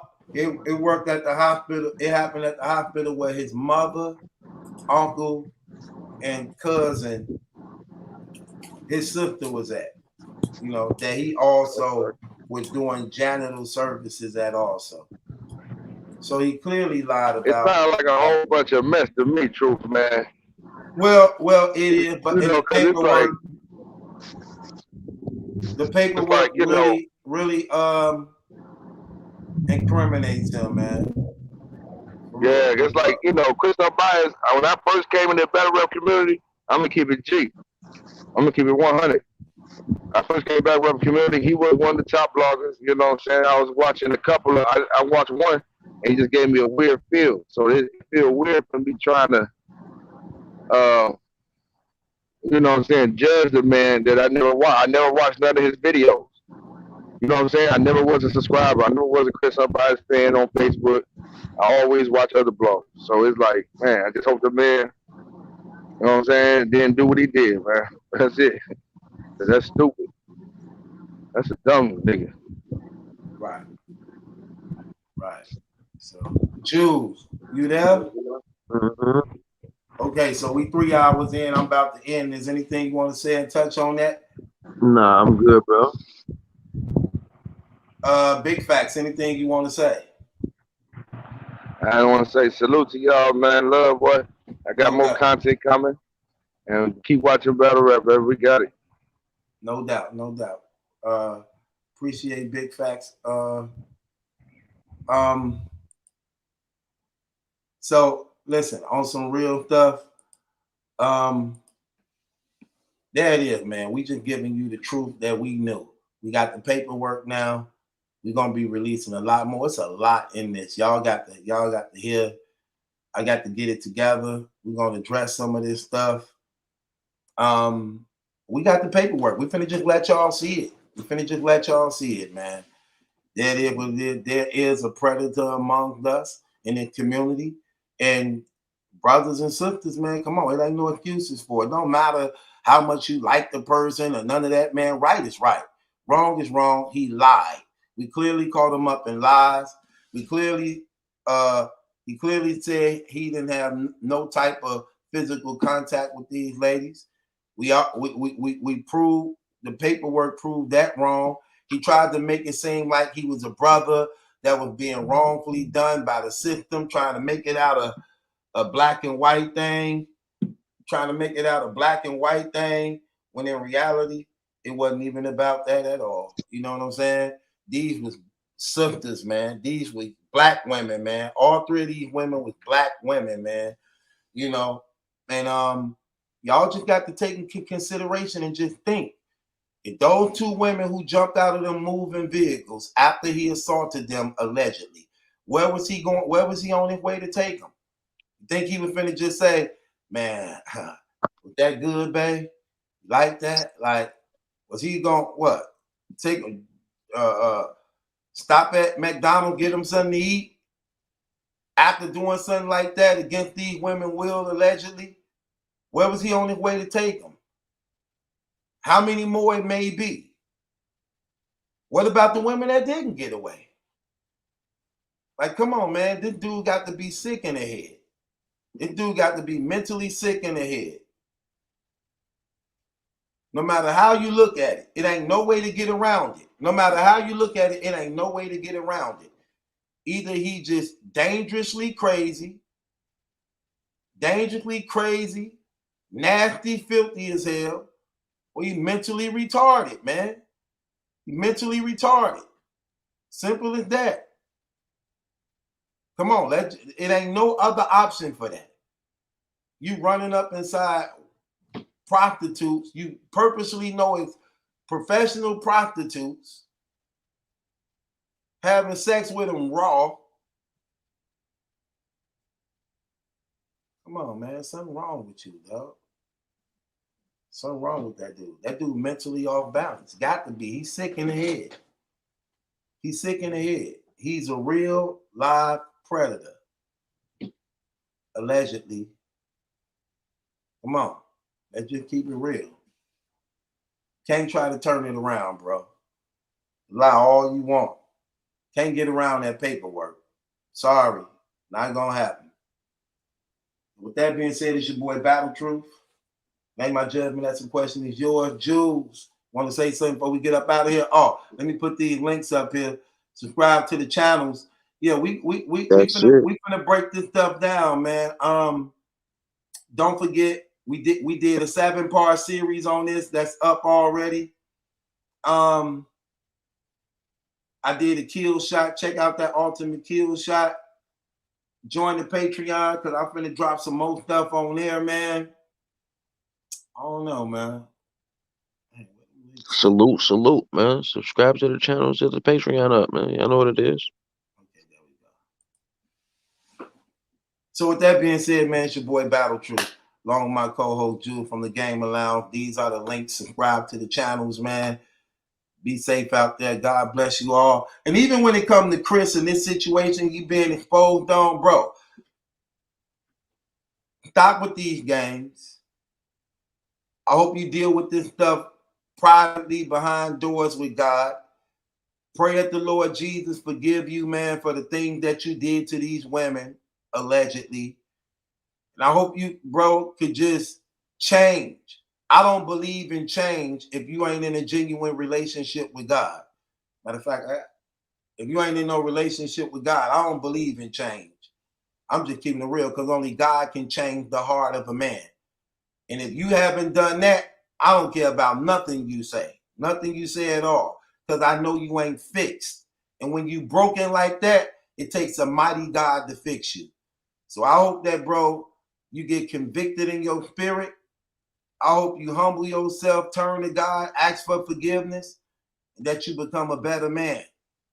But I'm still going to expose this paperwork because that's up to you and God. I'm still going to expose this paperwork and show the battle rap community the truth you've been hiding from them. And Sway Sever, Mickey Facts, Goods, all you brothers, ARP, he lied to y'all. He lied to y'all. Simple as that. And every blogger and battle rap, y'all should be exposing this thing, man. Y'all should be talking about this. Real talk. Sweeping it under the rug, man. No. And what's crazy about it, like I said, if it was me, I can just imagine if it was me. For real. If it was me, man, everybody would be touching on this. This ain't my story. This is our story. That's the thing about a lot of you bloggers. A lot of you bloggers be trying to think like, oh, well, that's Battle Truth story. He broke that, so I ain't gonna touch on it. Because then people gonna think it's Battle Truth. I'm getting it from. No. Y'all know that man just like we all knew that man. Just like Tech Nine was in the community and he did it. Just like Adi Boom them. Ain't no different. He lied. He clearly lied. Can't cover this stuff. Can't lie about this. The paperwork is here. We heard the redemption blog. So don't sweep it under the rug. There are young ladies involved. There are young black women involved. Don't even matter if they're young.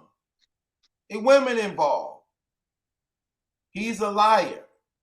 He lied on many accounts, and we caught him up in all them lies. So it is what it is. That being said, it's your boy Battle Truth, along with my co-host Jude from the Game Around. God bless everybody. Put your trust in Jesus Christ that things may go well with you in your life.